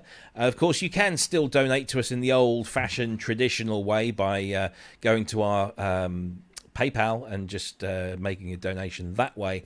But so you can do it lots of different ways. So we really, really appreciate that. Just a thanks to everybody that shared Ben's post about us reaching 1,000, and just saw that all over Facebook, and it was really nice to see everybody supporting us, and everybody that shared one of our videos too. Thank you. Absolutely. We can't thank you enough. We do it for you guys because you are us and we are you. Does that make sense? Yeah. I am he is, you are he is, you are me, and we are all together. Yes. Actually, talking of which, to bring it around. Got this today. Can't wait to listen to the Dolby Atmos mix of that one. So looking forward to that this weekend. Thank you, everyone, guys and girls. You've just been fantastic, and we really appreciate your patronage as always. And I need a drink, a proper drink now, so we're going to say goodnight. But thank you all for watching. If you've watched on catch-up, thank you for taking the time to come back to us. And if you haven't already, I know I said I wouldn't say it, but do like and subscribe the video. That would be fantastic and help us carry on doing great things. Ben, Chris, Kent, have a fantastic weekend, all of you. You as well. Enjoy it, and we will talk soon. And thanks to everyone for watching. You've all been amazing. We love you loads. Take the greatest of care. Have a fun weekend. Bye-bye. Bye.